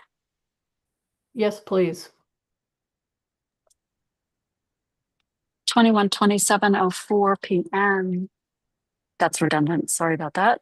Katie Masuris, Madam Chair, I'd like to make a motion to table this motion until we have a written proposal that would satisfy the PDC requirement for differentiating this from a personal donation and however long, that takes to produce. But I do think that's an important thing. So this is my motion, is to table this question until we have a written proposal that satisfies the PDC requirement of having it not be an individual, considered an individual's personal use donation. My motion does require a second.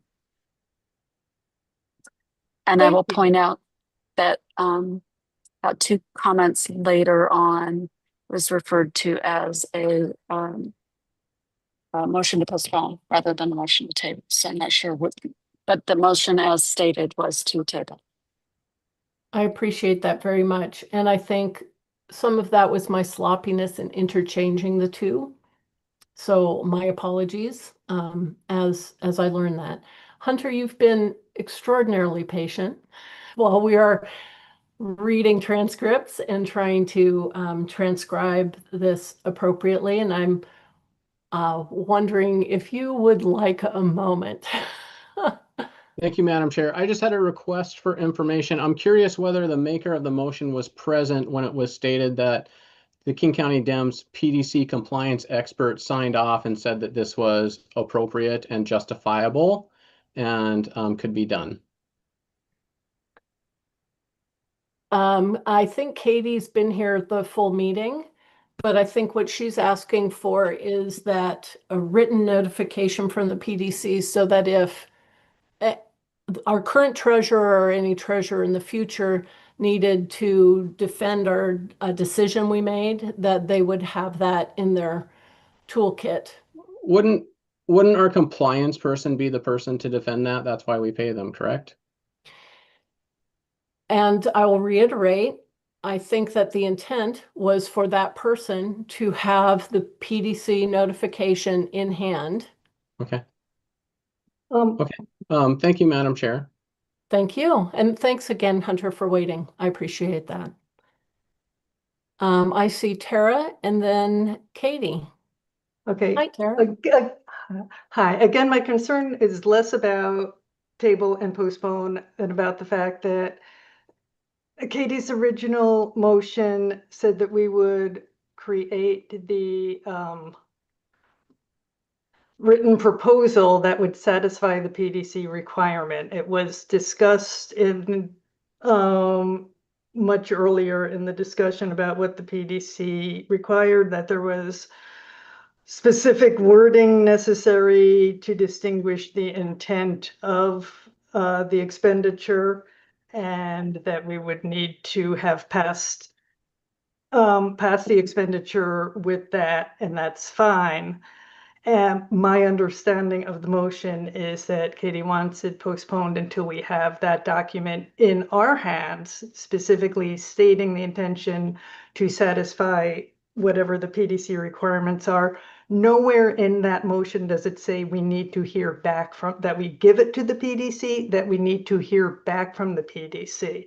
And my concern is that if we say reviewed by the PDC, we could be, they got a lot going on. We could be waiting a very long time. I would really like to go with the wording in the transcript that it is that we have a written proposal that would satisfy the requirement differentiating, not that we have to wait for the PDC to look at it and say yes.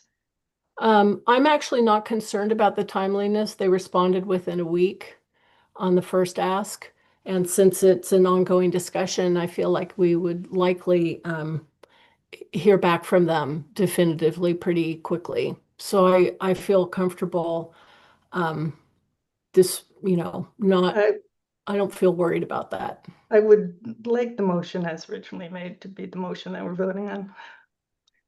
I appreciate that request. Thank you, Tara. Katie, you have your hand up next.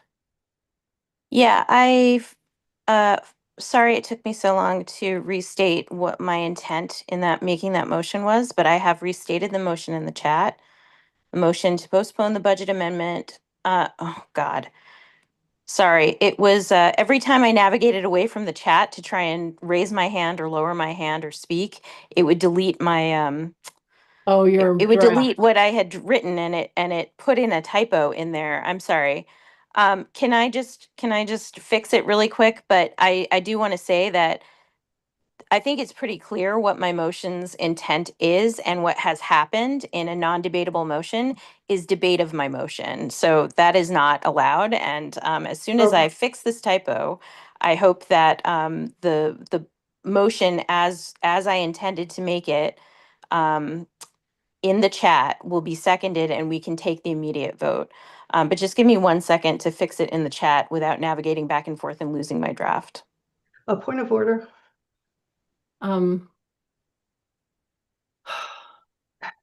Thank you, Tara. Yes, your point of order. It is debatable, debate is limited, and then it must not go into the merits of the main question any more than is necessary. So we can debate, say, sticking to the original wording. Point of order.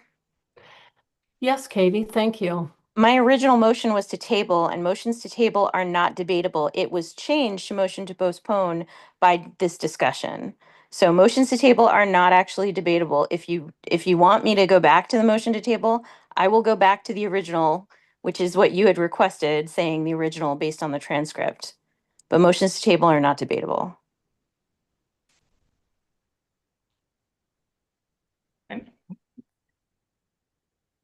Tara, do you stand with your comment that you'd like the original I motion, the motion to previously table? said I cared less about table or postpone than the original wording. Katie, I'd like you to put forward the motion that you would like us to recognize. Okay, well, I'm trying to reword it now because it's the requiring the tabling so that we don't have to do additional debate on this motion. I'm just trying to fix it up now. Thank you. I appreciate that. While we do that, I'd love to remind everybody to take a moment to make a note of which email you received your voting credentials to and what your personal code is. It'll be all lowercase letters followed by a couple digits. And you can be prepared to vote on the motion that Katie's about to put into the chat.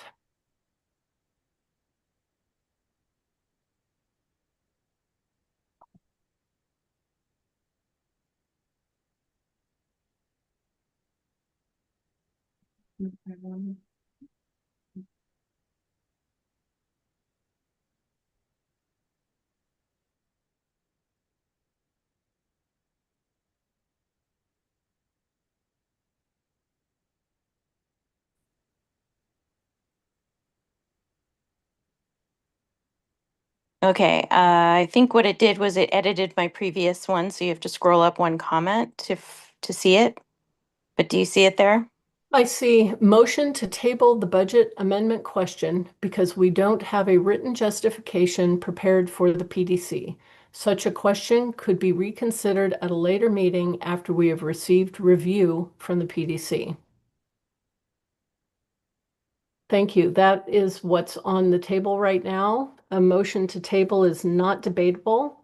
So we've had a significant amount of discussion, so we'll be going to a vote on this. Just request for information. Yes, sir. My understanding is that a motion to table requires a motion to untable something. That's meaning right. that a motion to table would bring a delay of this action. Is that correct? We'd have to wait until our next meeting to bring it from the table. And do we need to notice it in at such a time?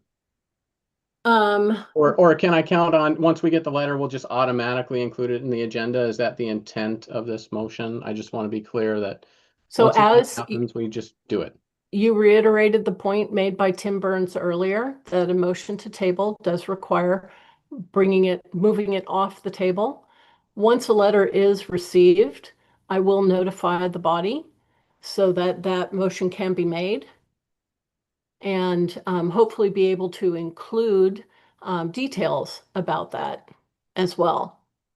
You know, like the contents of the response. So in full transparency, everybody knows what the PDC is sharing with us. Do we need to motion to untable it? Or like, let's say you get your answer in December, can it simply be added to the agenda? No, no. It requires a positive motion to take the issue off the table. So it would be further delayed by a motion to table versus postpone. That's right. A Thank you, motion Tim. to motion to postpone would circumvent that issue. Thank you.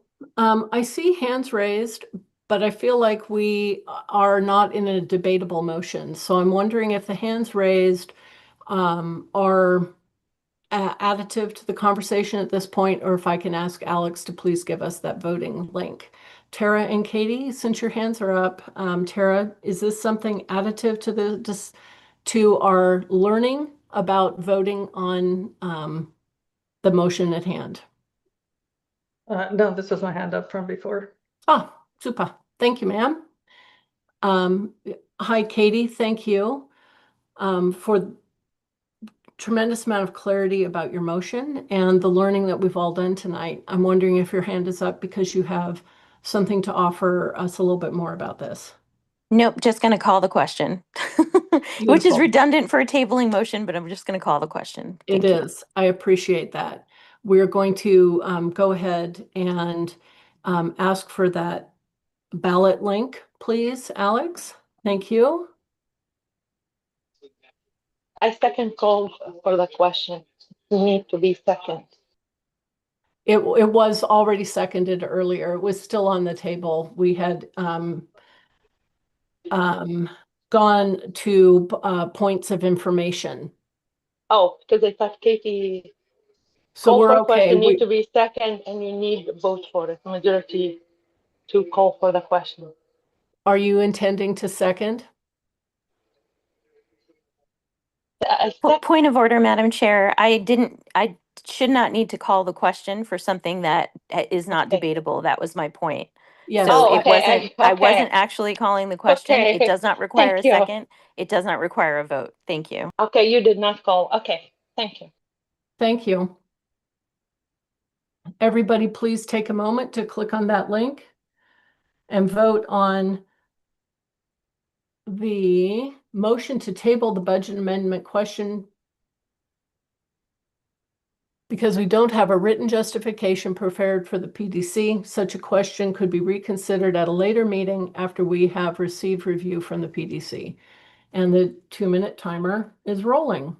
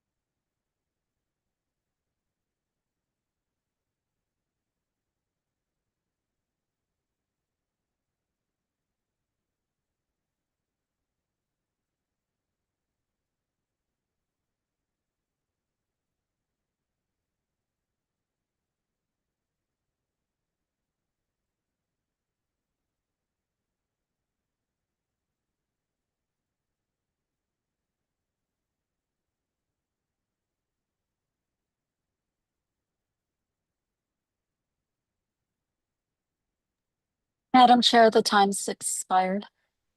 Thank you. Thank you, Kat. I'd like to ask the tally team if they've received the votes, if any need to be cured.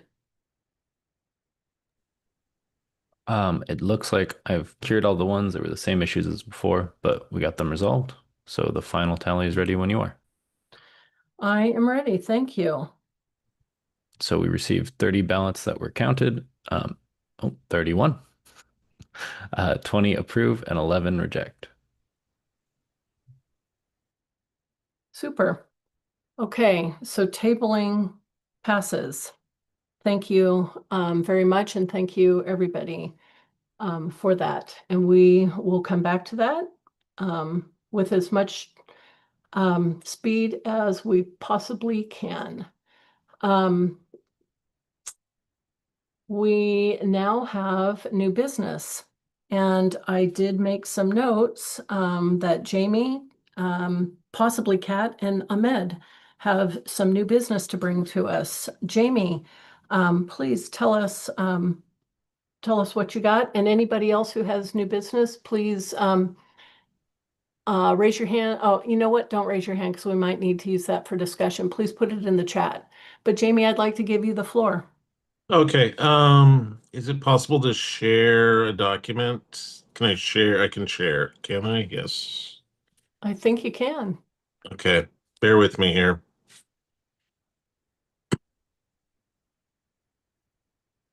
Okay. Can you guys see my iPad here?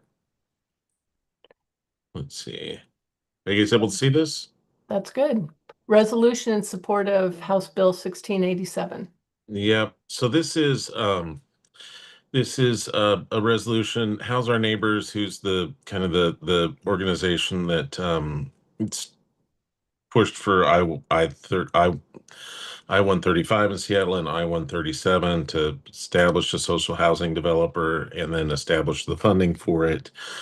So social housing is, it serves a public good. It's basically a public entity similar to a housing authority that builds or purchases and maintains publicly owned housing that's permanently affordable for folks of income levels of 30% of AMI to 120% of or average income. So it's a model that's been really successful in other communities like Vienna, Singapore, and so this is a new thing. It's had tremendous support in Seattle. Arguably why Bruce Harrell lost the election was his support of against it, right? And so this is what we're asking for in this resolution is to change the housing cooperation law. It's basically that would add social housing to the list of housing authorities that are allowed flexibility in citing housing projects and and just some, making it basically easier to build, right? So entities that benefit from the housing cooperation law would be the Seattle Housing Authority, King County Housing Authority. So it puts, and those are other publicly held housing providers. It puts social housing on the same footing as those agencies. So there's no monetary ask with this. We've been told that stuff going to through the legislature this year, anything monetary is going to be a real big issue. So this one has a good chance of passing this year, but we really would like some support from King County Dems and others on this. So already 37th has endorsed it, the 34th, the 36th, the 43rd, and the 46th LDs. So I don't know if Ryan Driscoll's still in the meeting, but he's as we know, the chair of the 43rd and also sits on the board of the social housing developer. So I'd just like to cede some more time to Ryan to fill in any gaps. Yeah, thanks, Jamie. And I think you hit the main thing. And I just want to reinforce a couple of the points. Number one is this doesn't cost money, which means that there's a really good chance that the state legislature will pass it this year. And another key point is that this isn't just, something that is for the Seattle social housing developer. This will benefit any other city or municipality or county that moves in the direction of trying to develop their own social housing developer. So this is not just, setting up the current social housing developer in Seattle for success, but is also laying a foundation for future social housing developers across our state to be able to reduce their costs and have flexibility in what they do with the property that they acquire, and more importantly, when they start to build that property, it gives them a lot of flexibility and will save them a lot of money on that end. Yeah, I don't have much more to add other than that. I like it. So may I add a little bit of background to why we're discussing this at New Business? Typically, we would ask for a resolution to be presented to the resolution committee 2 weeks in advance, all the rules that we've done before. And at first, I rejected this coming past that deadline and did not see any urgency for it, where we have done resolutions under our urgency clause. But then Jamie aptly pointed out to me that if we don't take this up until our meeting at the end of January, we would be, I think, 4 weeks into a 100-day session. And the emphasis on this issue would be dramatically less than if our legislators went into session having heard from LDs and from KCD. So I asked Jamie and other LDs to come forward with the resolution under urgency, more of a short timeline sort of a thing, to see if this had support of the body so that it could go forward to our legislators prior to the start of session. Did I get that right, Jamie and Ryan? Great. Yep. So at this point, I think I would like to ask our members if there are questions that they can ask of you. And if not, would you like, or when that concludes, sorry, that's much more appropriate. When discussion concludes, would you then like to make a motion that we pass this resolution? Sound good? That sounds great. Thank you, Chair. Great. So now I'm asking the body, do you have any questions about this resolution brought forward from Jamie Fackler, LD 37, and as also Ryan Driscoll from LD 43? Feel free to put your hand up or just speak up if you have a question. Are there any other Seattle LDs? Oh, good. I'm sorry. I interrupted myself. Robin, you have a hand raised.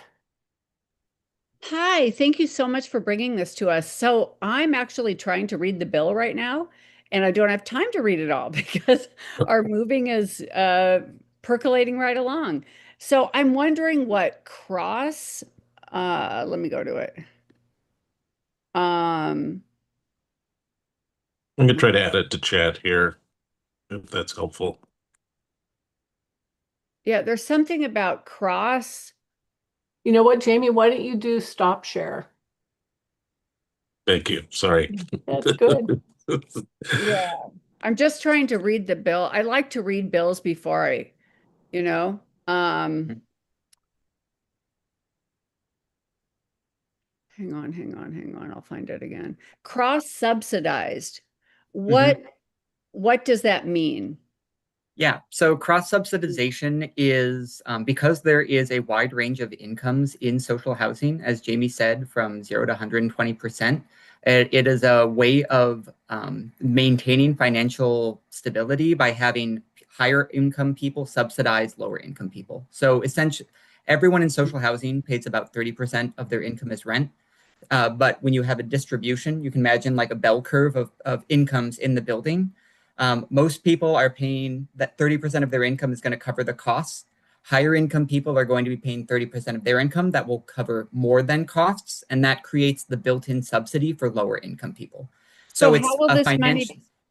money? Okay. So this won't give any money. This bill doesn't give any money. All this bill does is allow the social housing developer to be added into a law that already exists that gives zoning flexibility when the social housing developer is constructing buildings within municipalities. Okay. So it doesn't mean that money will be taken from one segment of the population and given. Okay. Nope. Thank you. Yeah, That's this really costs, helpful. yeah, this costs Okay. no money at all. It's just adding social housing into a zoning flexibility law that already exists in the state for other public developers. It's so refreshing to hear about something that costs no money.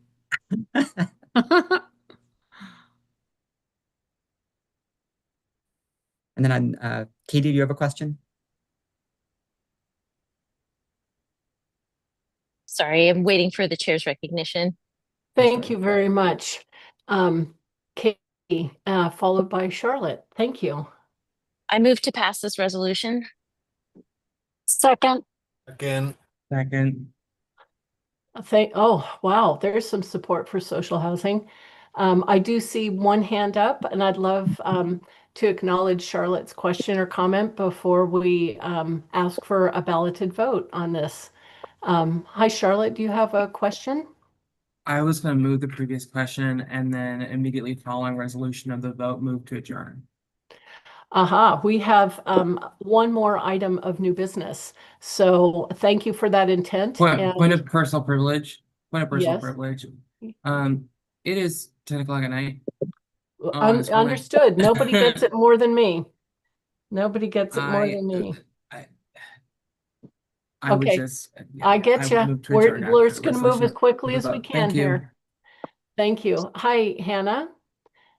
Hi, I just wanted to speak briefly on behalf of our chair, Jordan Crawley of the 34th, who was unable to attend tonight for a family matter, but he wanted to ensure that the reps from our LD just spoke to how our LD overwhelmingly supported both in our endorsement process and by vote the measures related to this issue when they came up for Seattle voters.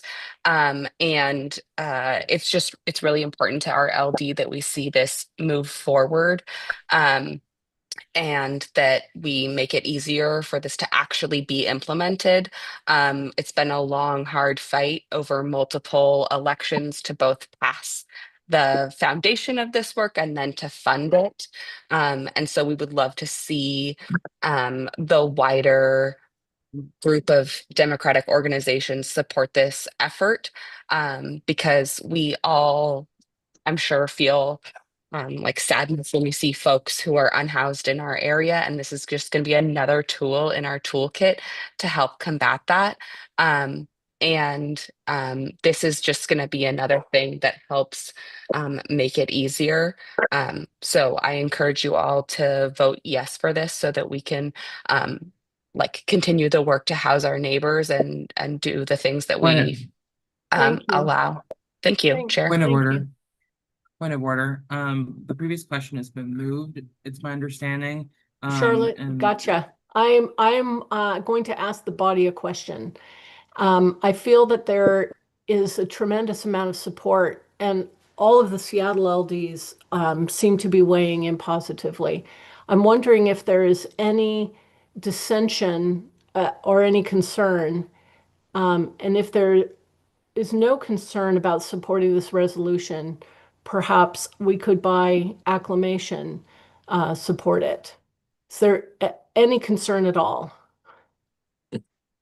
I feel like we all want to house our neighbors, and this is one way where we can verbally do that. So seeing no issues, no concern, and lots of hearts, and celebrating those good wishes by acclamation, we will adopt this resolution. Thank you, Jamie. And I would love to give a very patient man from the 11th a quick moment, just a quick moment to give us an introduction to something that will come to us for a full discussion at our meeting in January. Ahmed, could you give us a quick introduction to what you've been waiting patiently for, please? Hello, everybody. My name is Ahmed. I'm from the LD 11th. I'm representing a group of African leaders.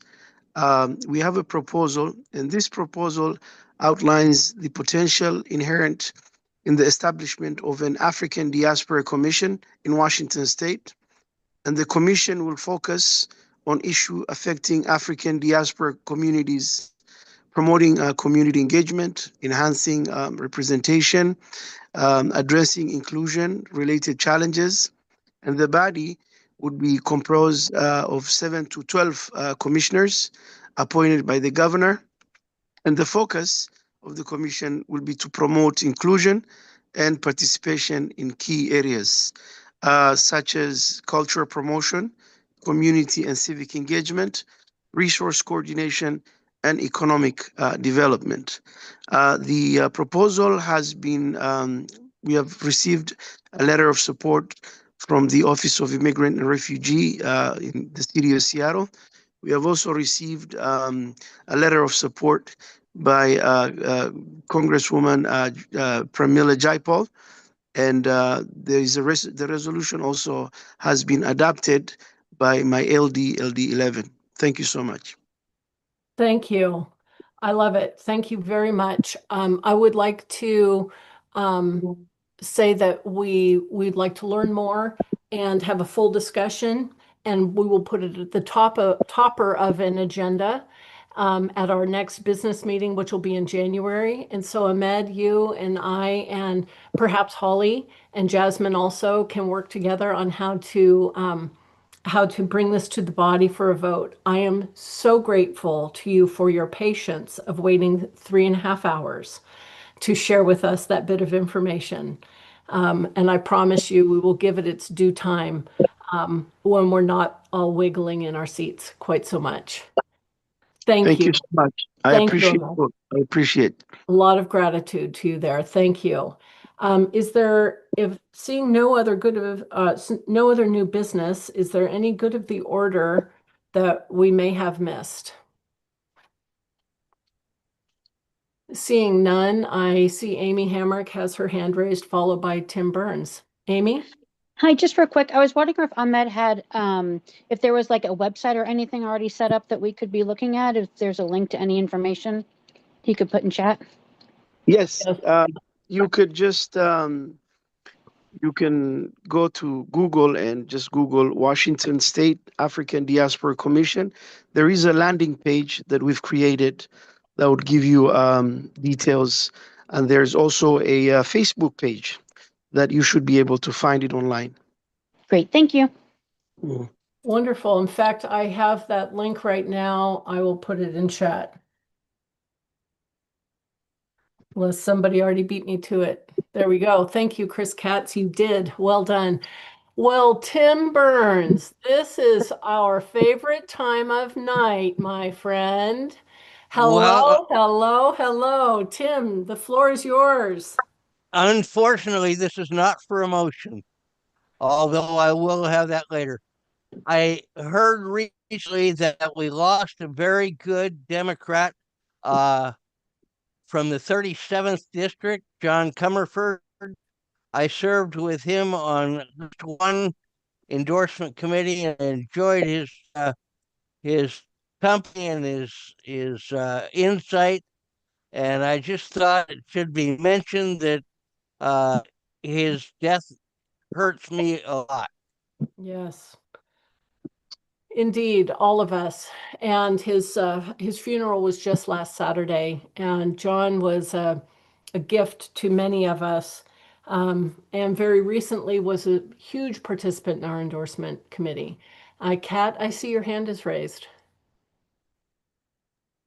Well, I feel like my last name ought to be Burns, but can we entertain a motion to adjourn? I think it's on the table. Is there a second to that motion? Second. Well, seeing the unanimous joy at that motion and a second, I think by acclamation, our meeting is over. Thank you all, and thirds and fourths also.